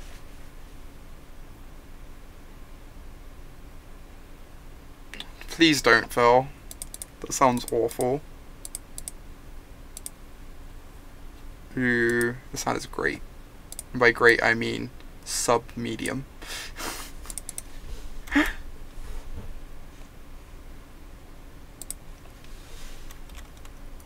Solidly sub-medium.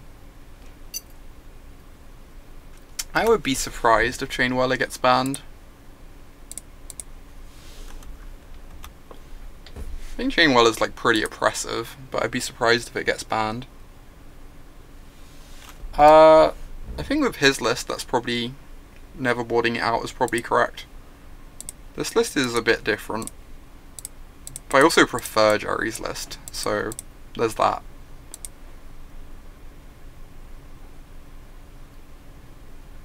Is this a revolutionary buff? A negate? Okay, that makes more sense. Don't know why I thought of that card, but there was like that old like, blue-red Flyers deck from like 1.5 years ago that had rebuffs. I'm gonna Freebooter and then Bloodfast, I think. See if we can take a negate before casting the Bloodfast.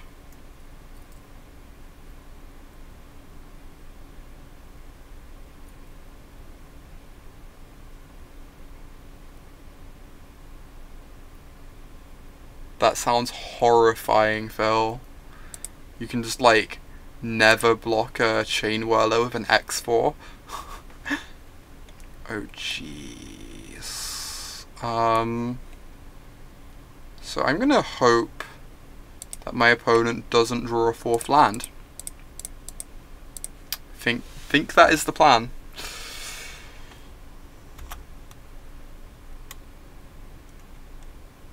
Always lucky.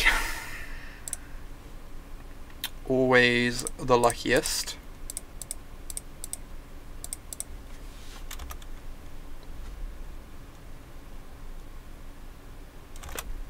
Now we have a chance at actually playing this game.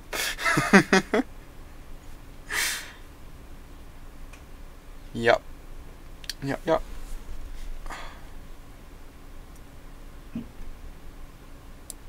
Okay, that was pretty great. Let's open the treasure chest. See what prizes it holds. It holds 30 play points, so like small profit. And a prize fighter construct. Basically what we were. This list was this is Jerry's list. What am I doing? This is the good list. This list I love. This list was like fine. The freebooters felt really kind of mopey to me.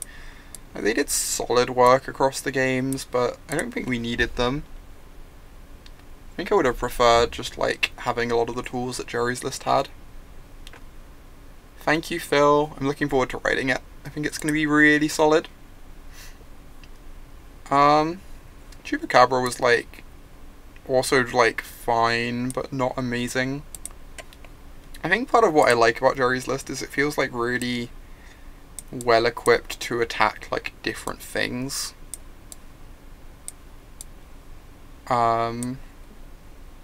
Like you have versatile counter spells. The Bloodfasts are actually good against a really wide portion of the meta, weirdly. Commit is another versatile card. It just feels like this list is like a lot more versatile. Whereas the list we played was like, because of Chupacabras and such, is like quite well equipped to deal with creatures, but it doesn't have like the same degree of flexibility this list has. The scatters were nice. I don't think I'd necessarily want 3 copies, but like a couple seems good. I could see cutting one of them. The one thing I did want in this list was a 3rd Scarab God, so that's something I'd look to do. Yeah, this is Jerry's list, Chantal. Anyway, I'm gonna stop this recording.